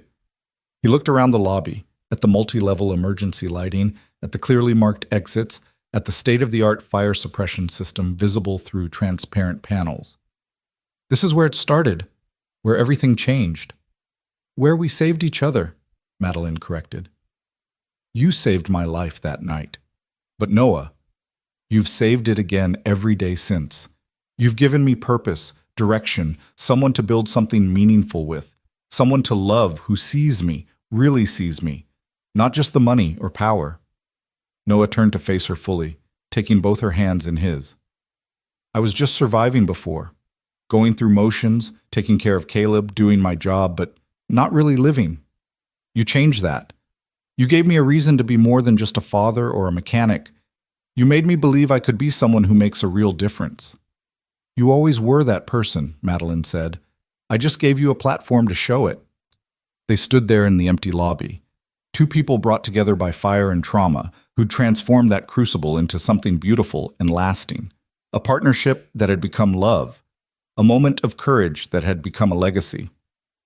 I want to show you something, Madeline said suddenly. She led him to the elevator, the same elevator he'd bypassed that night, knowing it would be a death trap. They rode up to the 4th floor, and she led him down a hallway that looked nothing like the inferno he remembered. Clean, bright, safe. She stopped at a door marked 4C. This is it. This is where you found me. Noah felt his chest tighten. He hadn't been back here since that night, hadn't wanted to face the memories. But now, looking at the renovated apartment with its reinforced door and updated safety systems, he felt something else. Pride, maybe. Or peace. I bought this unit, Madeline said, after the renovation. I'm not going to live here. I couldn't. It would be too strange. But I didn't want anyone else to have it either. It's too important. She unlocked the door and led him inside. The apartment was furnished now, not with the expensive minimalist design she could have afforded, but with comfortable lived-in pieces that looked like they belonged in a home rather than a showroom. Photos on the walls showed the building's transformation, before and after shots of every safety upgrade they'd implemented. But in the center of the living room, mounted on the wall like art, was a photograph Noah had never seen. It showed him emerging from the burning building, Madeline in his arms, both of them covered in ash and smoke. Someone in the crowd must have taken it, one of those people with their phones out, recording everything. In the photo, Noah's face was streaked with soot and twisted with determination. Madeline was unconscious, her body limp, but there was something else in the image, something about the way Noah held her, the fierce protectiveness in his posture, the absolute refusal to let go. Where did you get this? Noah asked, his voice rough with emotion. It went viral on social media that night. Hero mechanic saves woman from burning building. Millions of views. Madeline stood beside him, looking at the photo. I had it printed and framed because I never want to forget this moment. What you did. What it meant. What it led to. Beneath the photograph was a plaque with an inscription. This is where everything changed, where fear became courage, where survival became purpose, where two lives intersected and created something that would save thousands more. Remember this moment. Remember why we do what we do. Noah read the words and felt tears sting his eyes. This is beautiful. This is us, Madeline said. This is our origin story. The moment that made everything else possible. She turned to face him fully. I know we're taking this slowly. I know you need time, and I respect that. But Noah, I want you to know I'm in this, completely, for however long it takes, for whatever comes next. I love you, and I'm not going anywhere. Noah pulled her close, resting his forehead against hers. I love you too. And I'm done being scared, done holding back. Sarah told me to keep living, and for a long time I didn't understand what that meant. I thought it meant survival, just getting through each day. But it doesn't. It means this. It means opening my heart again. It means taking chances and building something real with someone who sees me and chooses me anyway. He kissed her then, deeply, thoroughly, with all the emotion he'd been holding back for months. And Madeline kissed him back with equal intensity, her arms wrapping around him like she was afraid he might disappear. When they finally separated, both slightly breathless, Madeline laughed, that unself-conscious sound of joy that Noah had learned to love. We should probably get out of here before someone sees us making out in an empty apartment. Probably, Noah agreed. But neither of them moved. They stood there in apartment 4C in the place where everything had changed, holding each other and imagining the future they were building together. The months that followed were full. Noah settled into his new role as Chief Safety Officer, traveling to Cross Industries properties around the world, implementing their standards, training teams, speaking at conferences. The Cross-Bennett Safety Certification Program became the industry gold standard, with dozens of companies adopting their approach. They prevented fires, saved lives, transformed how buildings were maintained and protected. But more than the professional success, Noah's personal life transformed. Madeline became a fixture at their Sunday dinners with Mrs. Henderson. She attended Caleb's soccer games and school plays. She met Sarah's parents and won them over with her genuine interest in their daughter's memory and her obvious love for Noah. She never tried to replace Sarah. She was smart enough to know that wasn't possible. But she carved out her own space in their family with grace and patience. By summer, she'd moved from being Ms. Cross to being Madeline to being simply part of us, in Caleb's words. The boy had warmed to her gradually, testing her with the wariness of a child who'd lost one mother and feared losing another adult he cared about. But Madeline had proven herself reliable, steady, present, in ways that mattered. I like her, Caleb told Noah one evening as they worked on homework together. She's different from Mom, but that's okay. I don't want her to be like Mom. I want her to be like Madeline. The words made Noah's heart feel too big for his chest. This was what moving forward looked like, honoring the past while building something new, making space for joy without forgetting grief, letting love in again without betraying what came before. 1 year after the fire, 1 year after the night that had changed everything, they held an anniversary ceremony at the rebuilt Oakmont. It was smaller than the launch event, more intimate. Just the team who'd made it all possible, some residents from the building, press coverage focused on the program's success rather than the spectacle. Noah stood at the podium and looked out at the crowd. Madeline beside him. Caleb in the front row. Sarah Chen and Tom Jensen and all the engineers who'd turned vision into reality. Mrs. Henderson dabbing at her eyes again. And somewhere, he liked to think, Sarah was there too, proud of him, happy for him, grateful that he'd kept his promise to keep living. A year ago, Noah began, this building was burning. People were in danger. Systems had failed. And I made a choice to run toward that danger instead of away from it. I didn't know where that choice would lead. I didn't know it would transform my life, give me a new career, introduce me to someone I love. I just knew someone needed help, and I was there to provide it. He paused, gathering his thoughts. What we've built this year, the safety program, the certification standards, the cultural shift toward actually caring about people instead of just checking compliance boxes. All of it started with that one moment of action, of courage, of refusing to be a bystander while someone suffered. That's the lesson I want people to take from this, Noah continued. Not that I'm special or heroic or anything extraordinary, but that ordinary people can do extraordinary things when we choose action over inaction, when we choose compassion over convenience, when we choose to run toward trouble instead of away from it. He looked at Madeline, whose gray eyes shone with emotion. A year ago, I pulled a woman from a burning building, but in the months since, she's saved me too. She's given me purpose, partnership, love I didn't think I'd ever feel again. She's shown me that courage isn't just about running into fires. It's about opening your heart after loss. It's about trusting again. It's about building something beautiful from the ashes of trauma. Madeline stood and joined him at the podium, taking his hand.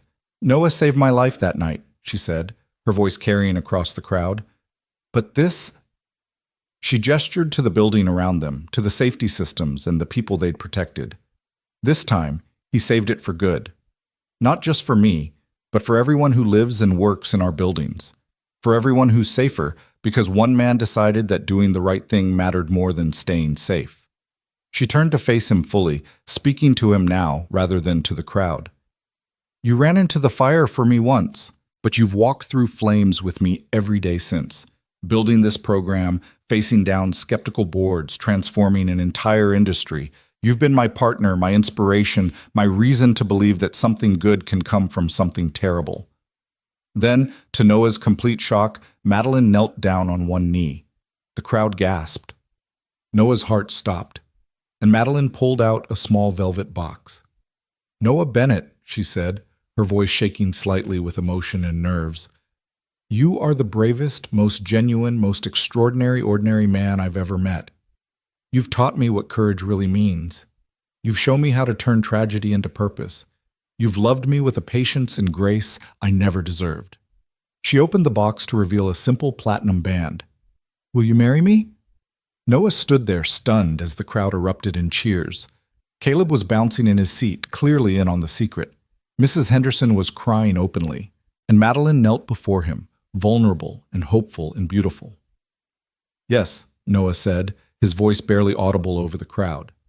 Then louder, yes, absolutely yes.